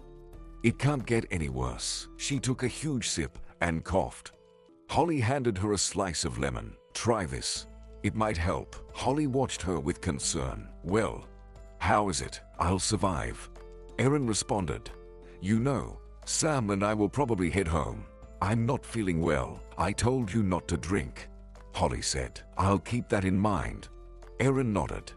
Well, good luck to you in married life. And in general. She hugged her sister and, swaying slightly, headed towards her husband. Holly anxiously watched her, but soon lost her in the crowd. Todd was to blame for this. He appeared out of nowhere, kissed his wife on the cheek. Why do you look like you've seen a ghost? He asked. Who dared to scare my beloved? Erin. She's behaving strangely, and I can't figure out what's wrong. Interesting. Todd became wary. From this moment, tell me more. What exactly is her strangeness? I don't even know how to explain, said Holly. She left to talk to our mother and seemed perfectly calm. But when she came back, it was like she was replaced. Her look was almost frightened. Her lips were trembling, and she drank brandy. Erin, my sister, who even detests champagne, wanted to drink. So, maybe it's all about Madison. Todd asked. You just said your sister wanted to talk to her. Holly looked at her mother with doubt and nodded. Maybe, though it's hard to believe. There must be something else. Seems like my mother-in-law is a dangerous woman. Todd smirked. I'll keep that in mind. I have a very responsible position. I can't afford to indulge in alcohol. It's better to stay away from your mother. Who knows what might happen? Todd managed to distract Holly, and she eventually forgot about her musings. This episode gradually faded from her memory. She unexpectedly remembered it now. After Todd introduced her to his mistress, everything good between them was simply erased from Holly's memory. She couldn't have imagined that everything would turn out this way. They lived a normal life with Todd. He worked, and she took care of the house, just as Todd wanted. At his insistence, Holly quit her job shortly after the wedding. It wasn't exactly fun for her at home, but household chores distracted her from negative thoughts. Throughout their years of marriage, she couldn't conceive a child. The only pregnancy ended in a miscarriage. Holly blamed herself for it. Maybe I'm too old, she told herself, even though she had just turned 40. I missed my chance. Todd didn't directly blame her, but Holly could sense what he was thinking. And after he spoke to her face to face, there was no doubt. You were a pauper, and you remain a pauper. Todd sneered. He shouted this phrase directly at her, in front of his audacious friend, Rebecca. It turns out he really considered his wife a failure, a pathetic housewife, the biggest misfortune of his life. In fact, preparing for this conversation, Todd didn't intend to insult his wife. His feelings for Holly had long cooled, yet he believed she deserved some respect, a memory of their past. Todd saved her from the fire. Then Holly became his wife and took care of their shared home. She carried his child, whom she couldn't ultimately give birth to. All of this was no joke. Todd genuinely tried to speak kindly, but it turned out the way it did. It's her fault, he told himself. She let herself go, turned into some gray mouse. And all this talk about money. Did Holly really think she had a right to anything? Their apartment came from my father, and she didn't turn a penny afterward. Just a burden. Todd somehow forgot that he himself prohibited his wife from working. He started cheating on Holly a long time ago, just a few months after the wedding. But all those were meaningless affairs, as he called them. Todd was a visible man, and women flirted with him on their own. How could he resist? Casual acquaintances on business trips, waitresses, even the boss's secretary. Todd himself could barely remember how many mistresses he had. Yet, family life, as he believed, was sacred. So, it never went beyond brief affairs until Rebecca entered his life. More precisely, his work life. She came there for an interview, one of the few candidates vying for a spot in his department. The boss was in a hurry that day and left his work to Todd. We need someone in your department anyway, said the director. So, Find a suitable candidate. You've been working with us for a long time. You know their atmosphere and needs. So go ahead. Todd was not thrilled by this offer at all. Deep down, he held the belief that he should only deal with what he was paid for. Talking to a crowd of jobless losers now looking for a place to fit in wasn't part of his duties. The first two candidates only confirmed his fears. Worn-out middle-aged men, with a guilty look and a complete lack of initiative. Todd politely nodded at them and pointed to the door. Rebecca, who appeared after them, was entirely different. Striking, confident, her eyes sparkling. Todd momentarily forgot that he was in an interview. "Good day," he said. "Rebecca, if I'm not mistaken, correct?" The girl nodded. "My reputation precedes me. As I understand it, more like your resume." Todd smirked. "I've studied it thoroughly, but I'd be glad if you told me about yourself. In more detail. Why do you want to work specifically in our company? What are your strengths? I'd be interested to know everything." Rebecca stared at him, her eyes green. "My strengths," she repeated. "I was born to win. I was the best in school, in college, and even at my previous job. I rose to the position of deputy department head." Todd raised his eyebrows in surprise. "Why did you leave then if everything was fine?" he asked. "Not on the scale I want." The girl grimaced. "A small company dealing with stationery. Being the deputy head of the department there is not an honorable position. It's a mockery, is that so?" Todd asked. "What do you want to achieve here then?" Rebecca smiled. "First and foremost, gain new knowledge. I think I can learn something interesting here, and my experience will benefit you. I quickly grasp things. Don't doubt it." Todd himself didn't know what impressed him. On the one hand, Rebecca could turn out to be just an ordinary upstart. All these loud statements sounded like ordinary chatter. On the other hand, for some reason, he wanted to see this girl again, talk to her one more time. But suggesting a date to Rebecca after rejecting her at the interview seemed a bit too much. When the next day the director asked Todd about his decision, he mentioned Rebecca's name. "A woman. Didn't expect that from you. I remember you saying that women have little brains, and you wouldn't let any of them into sales. Why such a sudden change? Did you change yourself?" A promising candidate came along, Todd replied. "A very prospective girl, and she has good recommendations from her previous job." The man was lying when he uttered these words. He hadn't seen any recommendations for Rebecca, and didn't even think of asking. For him, all of the girl's qualifications were written on her face. Rebecca truly lived up to his expectations. From the very first day in her new position, she delved into the work, grasped everything, and asked a bunch of questions. Even during lunch breaks, she stayed at her desk, sipping tea and flipping through some papers. Todd, for some reason, feared that their initial meeting would turn out to be a deception.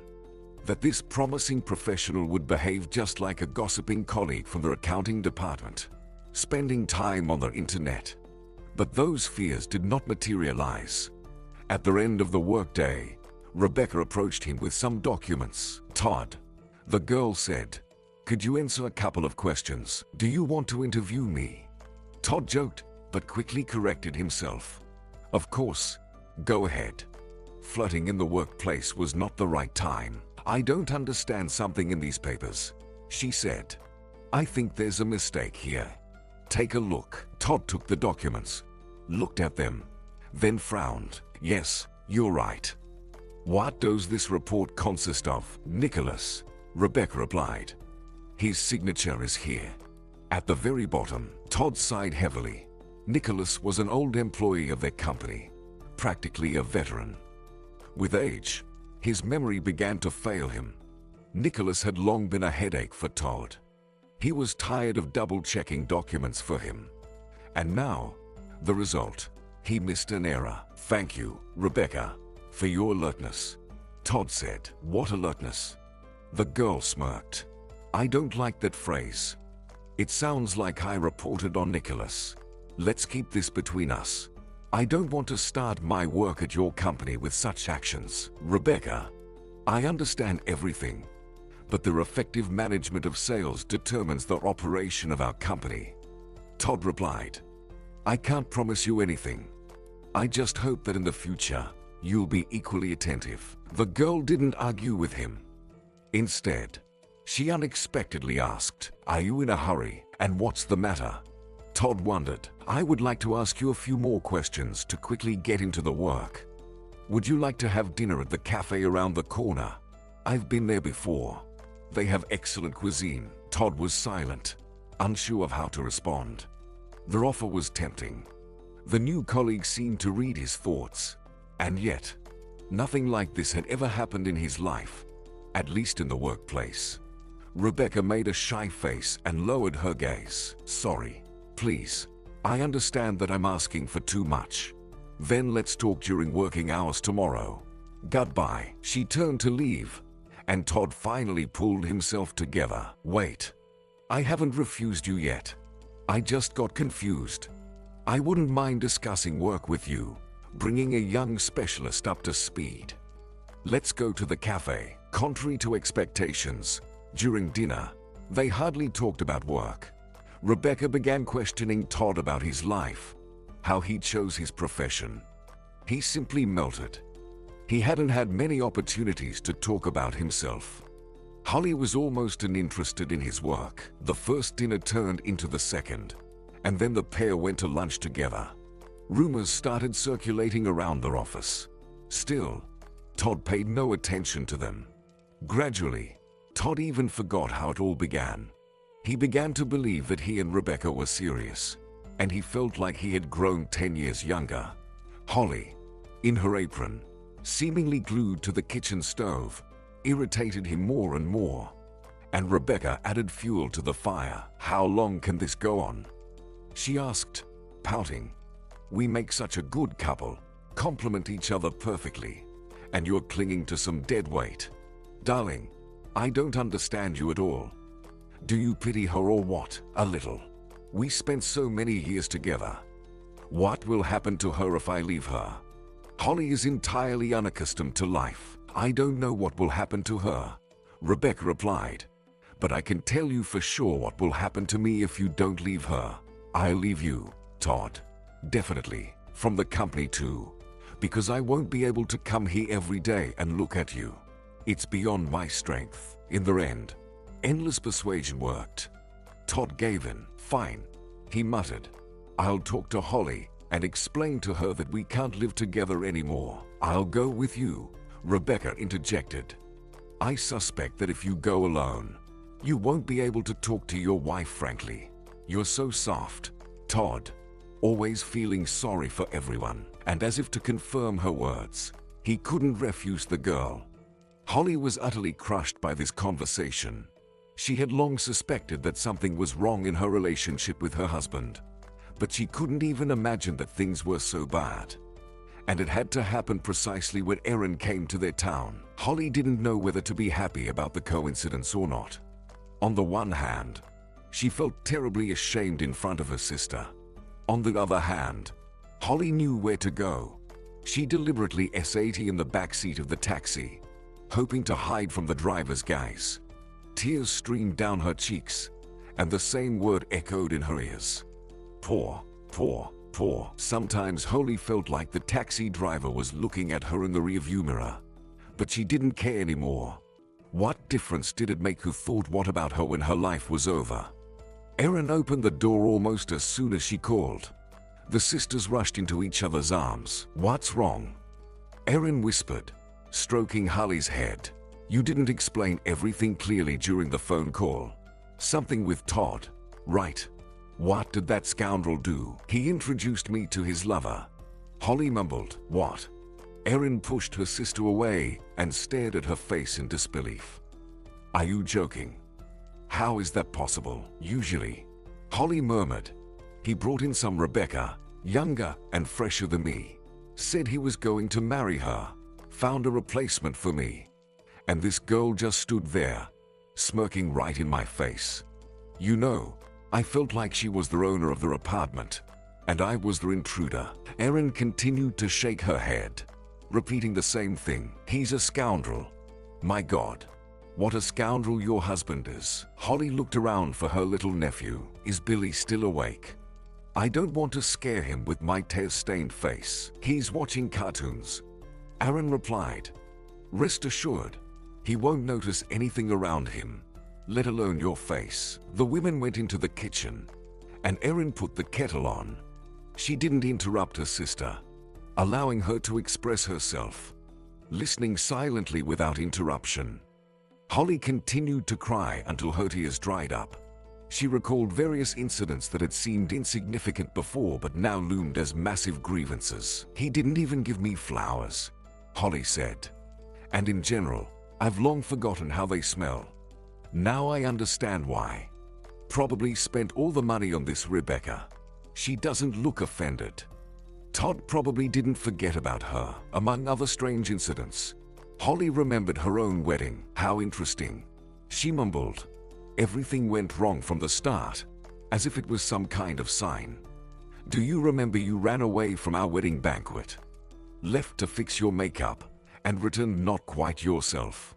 Can you tell me what happened then? Erin looked at her with doubt and sighed. So, you still remember this? I guess now we can say nothing worse will happen. That evening, I was upset not because of Mom. I was upset because of your husband. Because of Todd? Holly asked incredulously.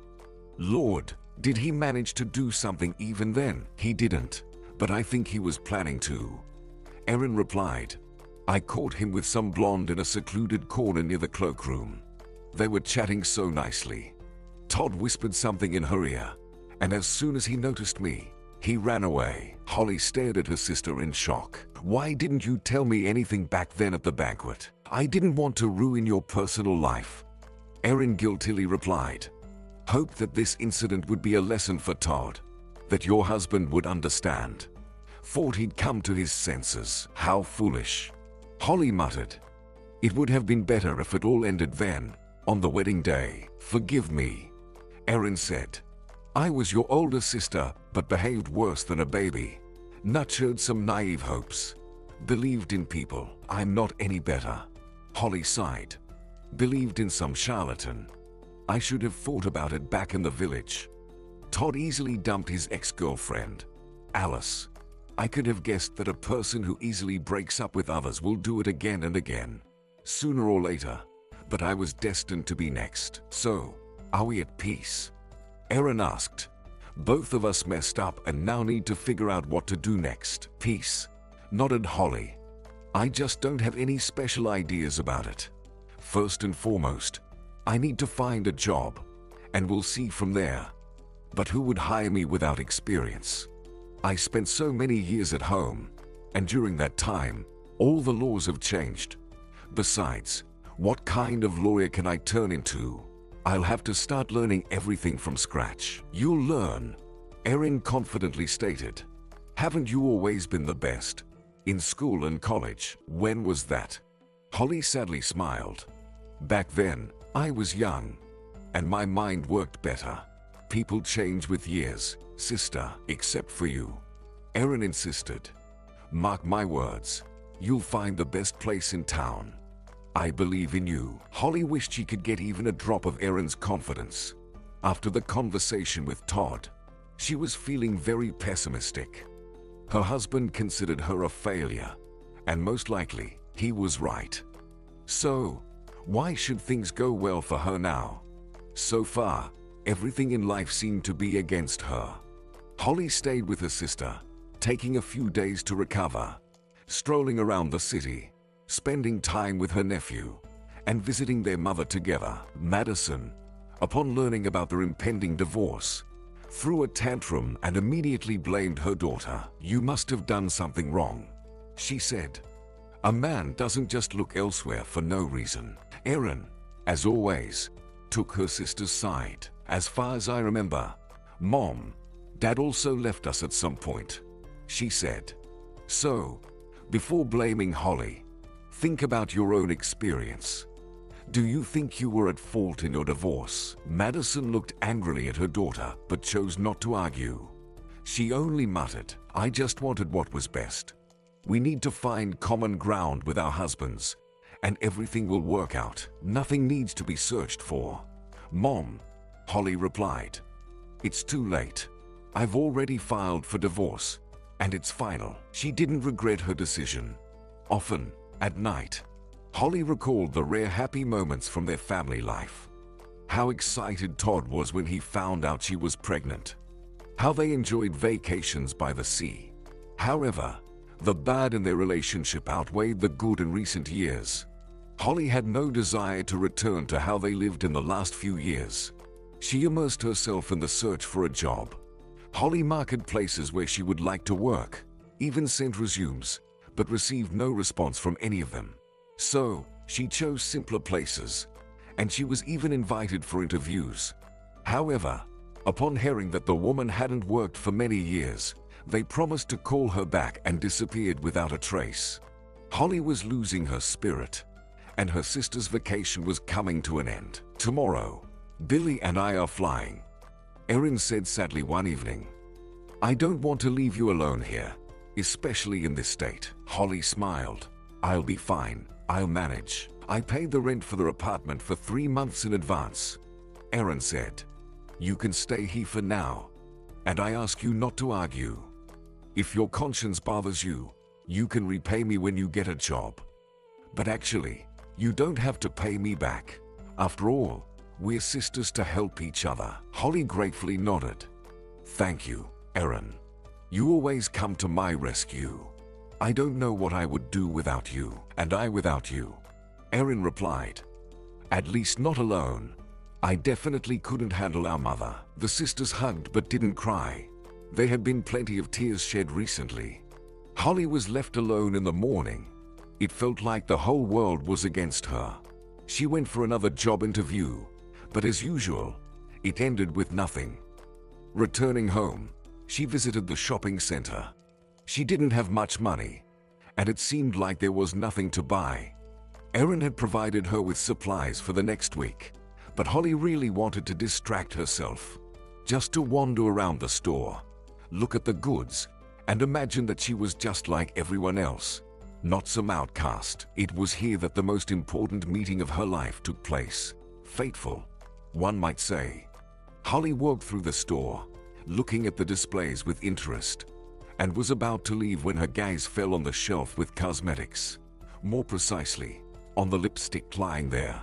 For some reason, maternal reproaches surfaced in her memory. Madison believed that her daughter was to blame for her husband's infidelity. So, maybe she was right. Holly saw her reflection in the mirror and grimaced. Perhaps, if she were in Todd's or any other man's place, she wouldn't want to date such a pale person. What is this reflection? I just want to cry. Unconsciously, Holly took a tube of lipstick from the shelf. She realized that it was a silly and unnecessary expense, but she couldn't help herself. Bright colors lured her, attracted her like a magnet. Holly couldn't resist their obsession. Still in a dazed state, she headed to the cashier, and there, real battles were unfolding. As Holly understood, one of the customers, an elderly woman in her 70s, couldn't find her wallet in her bag, and it infuriated the cashier. "Please, don't hold up the line," she said. "People are waiting for you, and I need to work." Some in the crowd supported her with agreeing exclamations. Holly looked towards the cash register. The elderly woman looked like some retired teacher. Neat light blouse, burgundy skirt, straw hat on gray curls.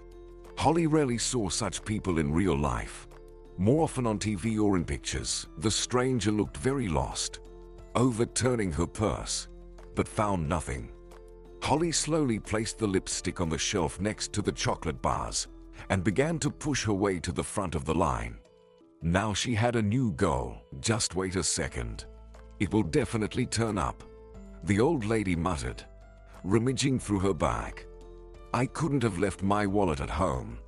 This has never happened before." Someone in the crowd whispered something sarcastic about her age. Holly looked at the rude person with a disapproving gaze. The elderly woman was already very close. When Holly reached the cashier, The saleswoman looked at her in surprise. "I'll pay." "Tell me how much," Holly said. She hesitated at her own decision, realizing that she might be spending her possibly last money on someone else's purchase. But she couldn't help it. It was impossible to pass by such injustice. The old woman waved her hands. "No, no, you don't need to pay for me. My wallet will surely be found. And if not, I'll come back to the store another time." However, Holly was determined to see this through. She couldn't calmly watch this scene unfolding before her eyes. "But I'll still pay," she repeated. How much? The amount the old lady had shopped for turned out to be significant. Holly even doubted if she had enough money. Yet, luck was on her side. Counting her last bills and collecting the change, Holly nodded to the stranger. "And now let's gather your purchases and leave. Do you have a bag?" The elderly woman watched her with surprise, apparently not expecting salvation to come from somewhere unknown. Holly noticed that the stranger's face turned red, and she grabbed her elbow. "What's wrong with you? Are you feeling unwell?" Nothing. Everything's fine," the old woman replied. "I think my blood pressure went up. It will pass soon." Holly remembered her grandmother, Lauren. She still lived with her mother and often felt unwell, but always, in moments of illness, behaved just like this, convincing others of her health. "Where do you live?" Holly asked. "I'll accompany you." The elderly woman waved her hands. No, I can manage on my own. My house is very close." "With those bags?" Holly asked. "No, don't even argue. I don't want you to fall somewhere on the way. Let's go together." She took the bags from the old lady and walked beside her. The elderly woman was waving her handkerchief and repeatedly saying, "I can't understand how this could happen. Thank you, my dear. Thank you so much." "Don't worry so much. Nothing terrible happened." Holly smiled. "Anyone can experience something like this. Today I helped you. Tomorrow someone will help me. You're a real angel." The woman said, "I'll repay you. Don't doubt that. And I'll definitely treat you to tea with a pie. You look so thin." "No offense, my dear. Being thin might be in fashion now. But you look like you've been starving. You shouldn't be on diets for so long. It's harmful to your health." Holly smiled sadly, thinking that the elderly woman had almost guessed it. For the past few days, she had felt sick from sorrow. Holly had no appetite. Upon seeing the house to which the old woman led her, Holly stopped. "So, you live here?" she asked in amazement. The elderly woman looked at her in confusion. "Yes, right here." "What's the matter?" Holly shook her head. "Nothing. It's a very beautiful house. I haven't been in these parts before, and I regret seeing it for the first time." In fact, her surprise was caused by something else. The house they approached was considered elite in the city. Apartments in this area cost a fortune, and ordinary people didn't live here. Holly couldn't even imagine that her chance acquaintance would turn out to be someone important. They entered the entrance and took the elevator to the top floor. Holly carried the bags to the kitchen and stood by the window.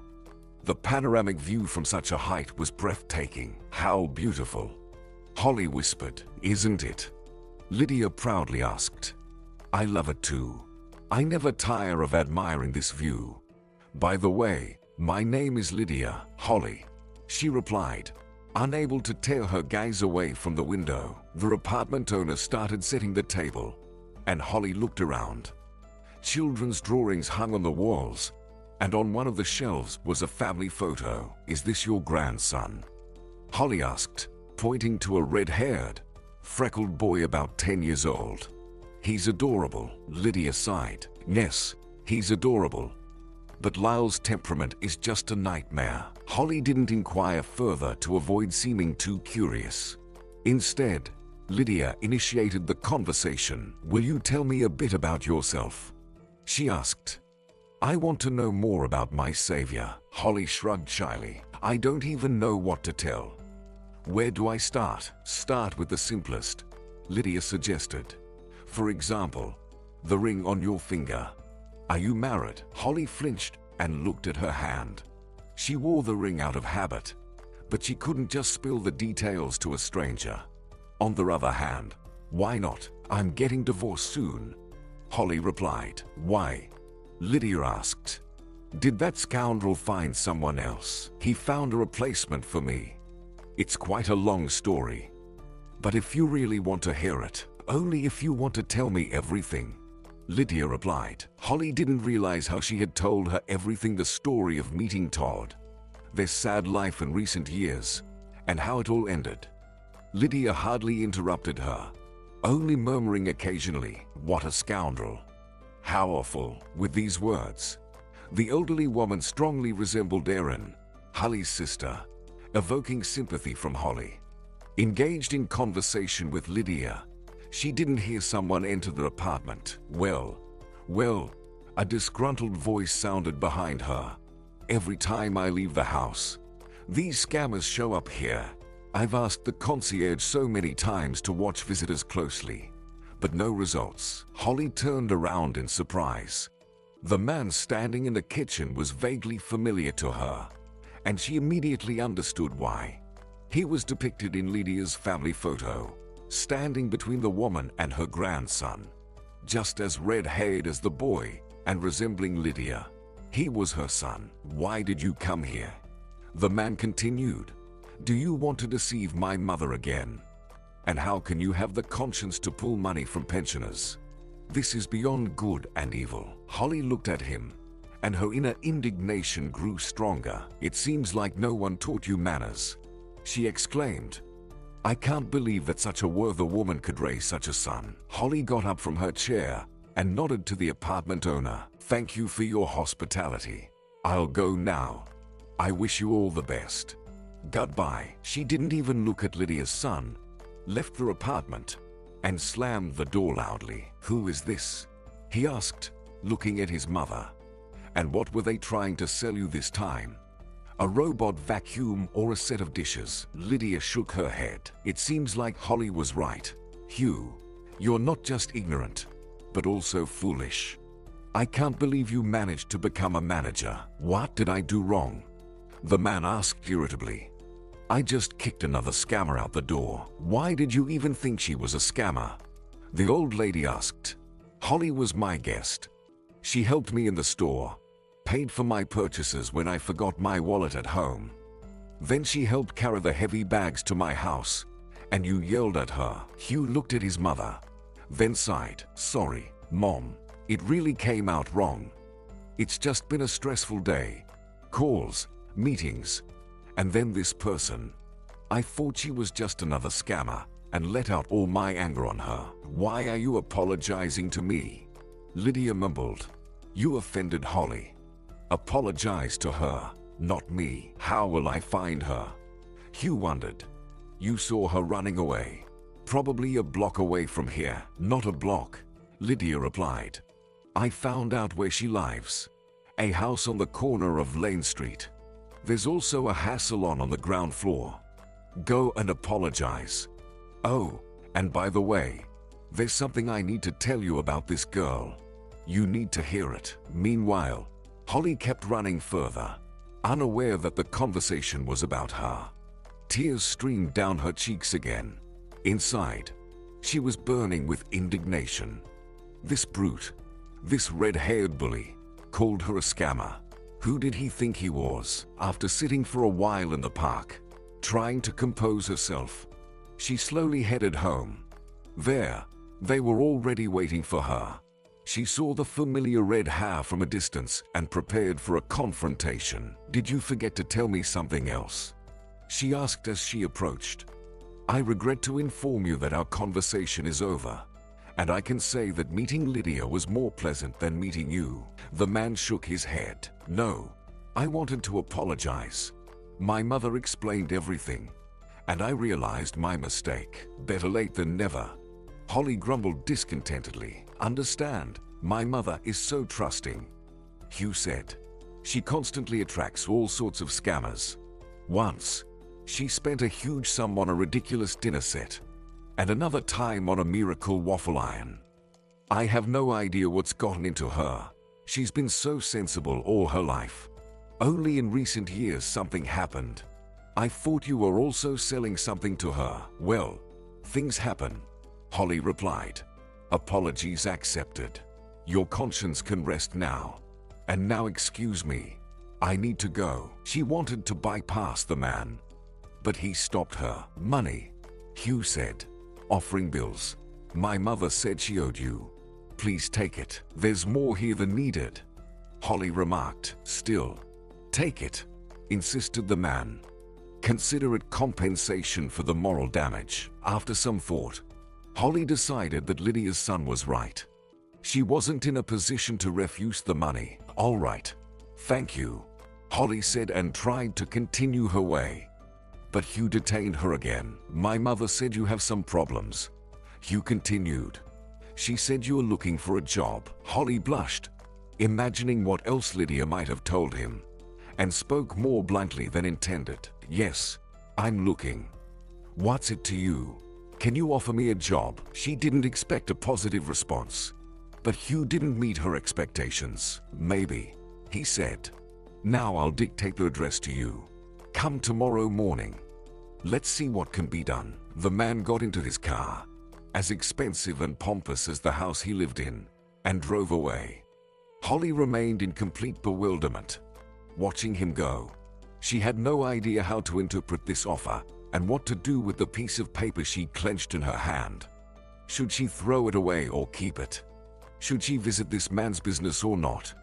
Holly pondered these questions all evening and ultimately decided to take the risk. At least another attempt won't hurt, she thought. In the morning, Holly got up, dressed especially well, and set out. She regretted once again that she had no lipstick, and her mascara was running out. However, she decided that it was even better this way. Let them assess her as a professional. She was in this mood throughout their entire journey to the company, and in front of the entrance, she unexpectedly became scared. Not even their anger at Hugh, which Holly repeatedly tried to invoke within herself, helped. It just evaporated somewhere. Holly felt her knees trembling, much like a student. She managed to reach the HR department and knocked on the door. May I? She asked. The elderly woman sitting behind the desk looked at her sternly. What's the matter? I was invited by Hugh, Holly replied. The woman gave Holly a disapproving look and picked up the phone. Hugh, someone came to you. A girl says you invited her. I'll be right there, he replied. The boss will be here soon, she said, continuing to look at the visitor suspiciously, as if thinking that Holly came to steal something from them. Hugh came in a minute, greeted Holly with a handshake, and said, addressing the woman behind the desk, Meet Isabella. This is your new employee, Holly. We were looking for a replacement for our Anna. She went on maternity leave. Holly and Isabella looked at him with equal amazement. Then Isabella asked, Hugh, who is this girl? Do you know her? Has she worked in the HR department before? I just met her yesterday, the man said. And as for experience, he looked questioningly at Holly, who mumbled, I worked as a lawyer for several years, but it was a long time ago. I have a significant gap in my work history. She'll manage, Hugh said, nodding to Isabella. I believe in her. Perhaps these were simple words, an attempt to apologize for his recent rudeness. However, Holly took them to heart. She was determined to prove that she still had something to offer. She was hired on a probationary period, and she was grateful even for that. Working at first was challenging. Holly struggled to recall long-forgotten knowledge and learn their HR profession. But things were gradually falling into place, and Isabella also soon got used to her. At first, I thought you were some relative of Hugh, she said. You know how other bosses like to place their people everywhere. Thought our director had reached that level. Although, truth be told, I never noticed such tendencies in him before. Holly recalled their first meeting and asked, Hugh can be quite stern, right? What are you talking about? Isabella said in surprise. He can get upset, of course, but he never raised his voice at me. He's a good person and very fair. Such a positive review from Isabella surprised Holly, and she decided to take a closer look at Hugh. She wanted to know to whom she owed her salvation. At first, observation yielded very little results. Hugh spent whole days in his office, attending meetings and handling company matters. Holly could learn very little about him as a person, but one day, everything changed. On a freezing winter day, she encountered a red-haired boy, a spitting image of Hugh but much smaller. He was walking somewhere, looking around, resembling a spy who had infiltrated enemy territory. Lyle.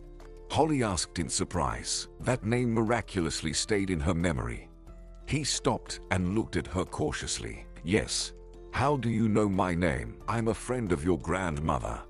What are you doing here? She asked, hiding from Dad. Lyle replied, just don't tell him you saw me here. He'll scold me for running away. Somewhere in the distance, Hugh's voice could be heard. He seemed angry. Holly, not knowing why she was doing this, led the boy into the women's restroom and closed the door. They stood there, listening to Hugh passing by, grumbling, Lyle, you scoundrel. Just wait until I catch you. See, he's upset. Lyle whispered to Holly. Don't give me away to him. Why are you here at all? Don't you need to be in school? School is closed today. There's some urgent repair going on, and Dad took me to work. He said if I stay with Grandma, I'll give her a heart attack. Why are you running through the corridors? Holly asked. Because Dad gave me colored pencils and a sheet of paper, like I'm 5. Told me to sit quietly and draw. I'm not an artist to spend the whole day with colored pencils. I'll wait.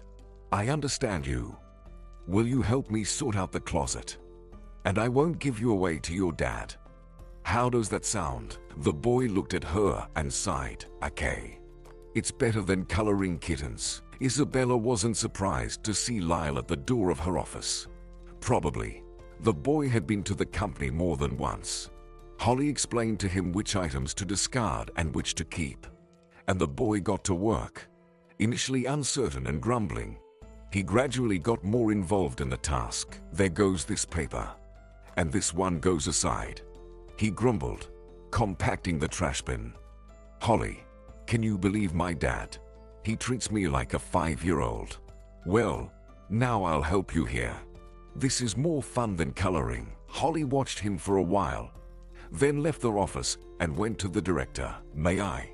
She asked. He was sitting at his desk and was noticeably in a bad mood. Of course, the search for Lyle was unsuccessful. Holly, what is it? Hugh asked. I know where your son is, she replied. I met him in the corridor and brought him to my office. Right now, he's helping me organize the archive. Lyle said he got tired of coloring pictures, so he ran away. So, you hired him? The man sighed. Now I have to pay him a salary too. Well, thank you for telling me about this. I won't expose you, but I'll scold him later. No need. Please. You have a wonderful son. He's just going through a transitional age. And honestly, I think you're being unfair to him. Any child would be bored here. Hugh chuckled. Here's the deal. It's boring here. Why don't you come to the New Year's corporate party with everyone? It'll be fun, Hugh suggested. Holly shrugged. I don't know what to tell you. I haven't been working here for long, and I feel awkward going there. Plus, I don't like noisy events. What if I tell you that Lyle is going to? Hugh asked. Will you go with this gentleman, Lyle? Holly exclaimed. To a restaurant. Hugh, but he's little. Can you do that? I don't know what you've imagined, but all our events are decent, Hugh said. No one gets drunk or starts undressing. Besides, I have no one else to leave him with. Mom, of all times, is going on vacation. So, are you going? Will you be a nanny for my son? Hugh himself didn't know where this desire to take the newcomer along came from, but she unexpectedly agreed. I'll go, Holly replied. I need to make sure everything is okay with Lyle. That's how it happened that Holly found herself at the corporate party she had been afraid of. Lyle didn't look very happy, but he brightened up a bit at the sight of Holly. Did they force you to come too? He asked. Holly nodded. Your dad, tyrant, the boy said, causing Holly to laugh. 2 against 1. Ha! Hugh remarked. You two seem to have conspired. Yeah, we did. The woman nodded, inviting the boy.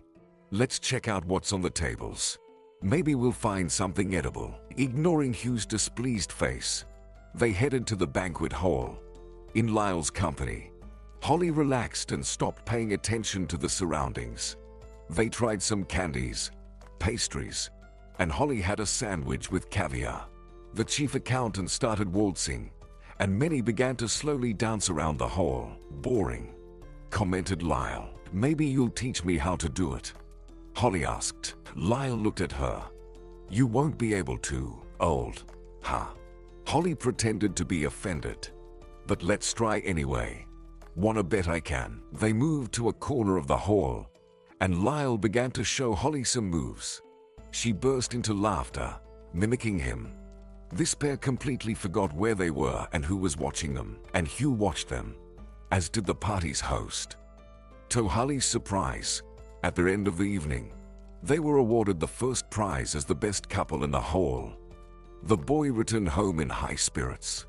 Hugh hadn't seen his son like that in a long time. After observing him in the rearview mirror, the man asked, Do you have a new girlfriend now? Hugh expected Lyle to get offended or upset, but he just nodded. Holly is cool. Take a closer look at her. Dad, what do you mean? Hugh asked. In this way, Lyle replied. Let her live with us. You and Grandma are so dull. We really need someone normal in the house. Ah, just like you, the father responded. You danced so much that their entire accounting forgot about the drinks. Staring at you, Lyle stuck out his tongue. They were just jealous. Their conversation ended there, but memories of it continued to haunt Hugh. He could no longer look at his new employee in the same way as before. In a sense, Holly had set a record. For many years, Hugh hadn't paid attention to women, considering them something like a nuisance constantly in close proximity. The fault lay with his ex-wife, Ella. When Hugh was not yet a boss but a promising deputy, she was chatting online with some foreigner, rumored to be a millionaire. One fine day, she left her husband and son without a note. Rumor had it that she had already given birth to 2 children for the foreigner, but Hugh didn't want to know. He had his mother, son, and work, and that's where his interest focused. There was no place for women in his world. And now, for the first time, doubt crept into Hugh's soul. In Todd's life, Holly's ex-husband, everything was easy and simple. His new passion, Rebecca, also a colleague, was different from his wife. She didn't demand anything, didn't stand in the kitchen with an apron. For them, it wasn't life, but an endless honeymoon. The couple didn't even bother to get married. Why complicate things? Todd seemed to have found his ideal. There was only one thing he didn't like. Working in the same department, Rebecca brought work issues home. She could start discussing contracts over dinner or complain about the boss, when Todd wanted to forget about everything. "Our Mr. Cruz is just some old fool," the girl would say while cutting the cake, living as if in the past century. "He doesn't want to embrace innovation at all. Darling, let's not talk about work on my birthday, at least," Todd would request. "I'm already sick of hearing about Mr. Cruz. There's enough of that at work." "As you wish. As you wish," Rebecca would say. "I just think you would look much better in his place. Our director is like a relic from the past, as ridiculous and useless as the paper archives in his office." Todd listened to the girl, got irritated, and poured himself some brandy, even though there was no real reason for him to be angry. Rebecca was right in many ways, actually, in every way. The boss's chair should have long belonged to him.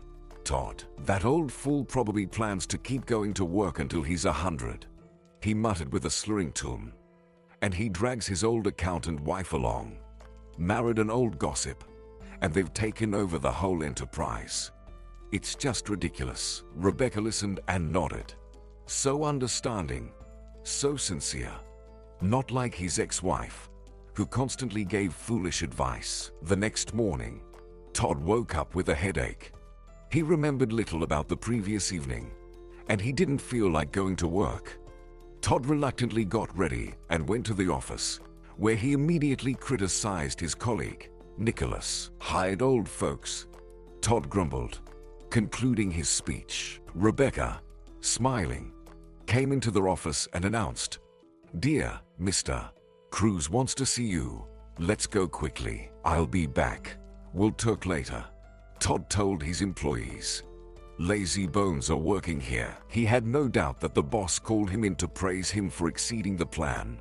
But the conversation took a completely different turn. "Write a letter of resignation of your own accord," the director said right from the doorstep. Todd looked at him with surprise. "I don't understand, Mr. Cruz. Is this some kind of joke?" "You're always joking, and I'm always serious," the boss replied. "Tired of working with old folks? Go somewhere else, where there's a lot of young people." "The smartass has been found." Todd looked at the director in confusion, then shifted his gaze to Rebecca. She continued to smile. He suddenly recalled the words he heard from her during their interview. "I was born to win." The girl confirmed her statement, displacing him from his position.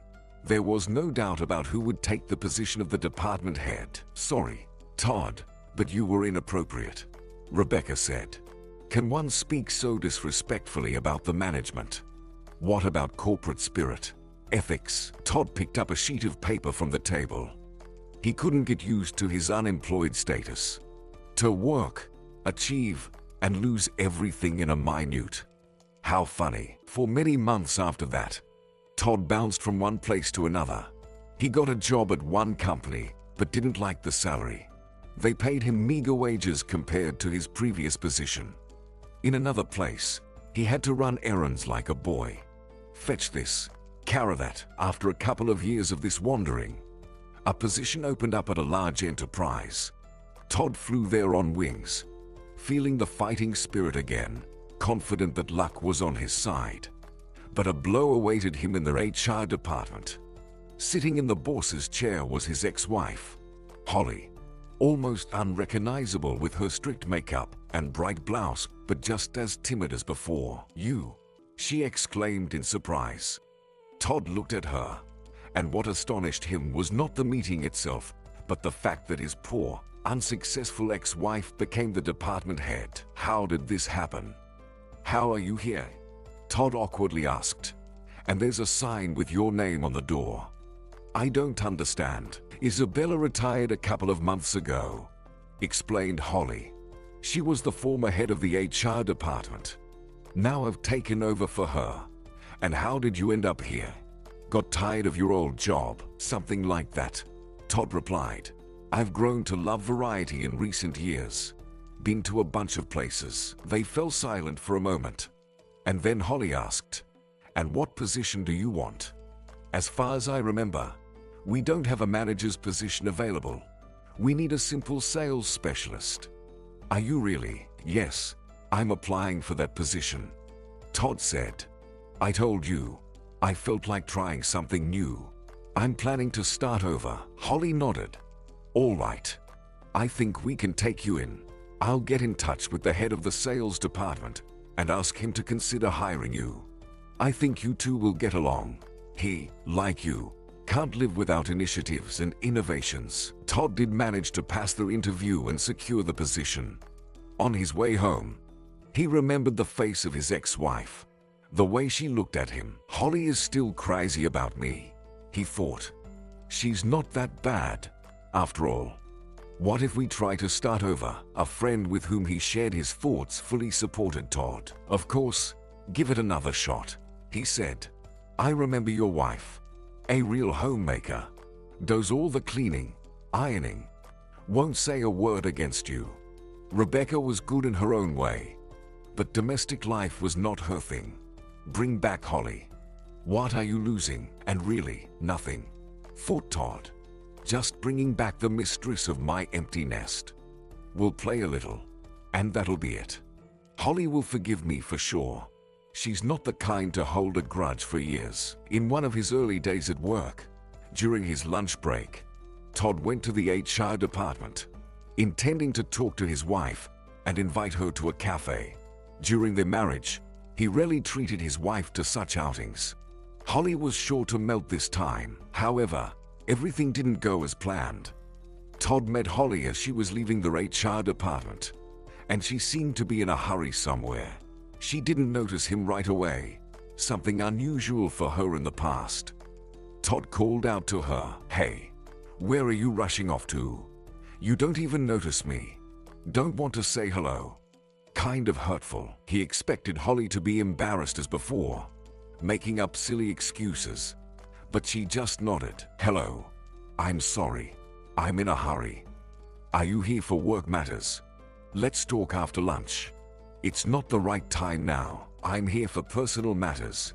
Todd objected. Now he had achieved what he wanted. Holly finally seemed flustered. "Personal matters?" she asked again. "I don't understand, Todd. What personal matters could we have?" "Nothing yet, but they could arise. How about having lunch together? There's a good cafe around the corner. I checked it out yesterday. The food is fantastic." Holly hesitated, as if choosing her words carefully, then replied, "Sorry, Todd. I have someone to have lunch with." She tightened her grip on her bag and walked away. Where is she going?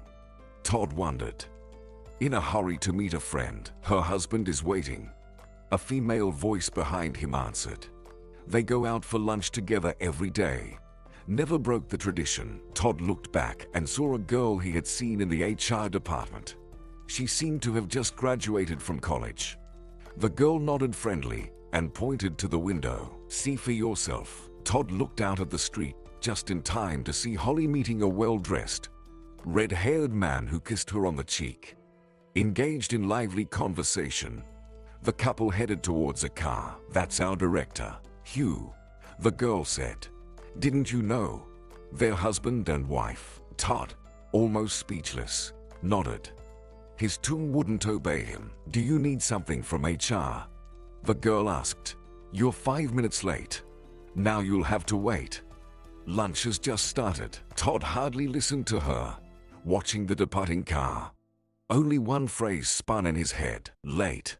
Not by 5 minutes.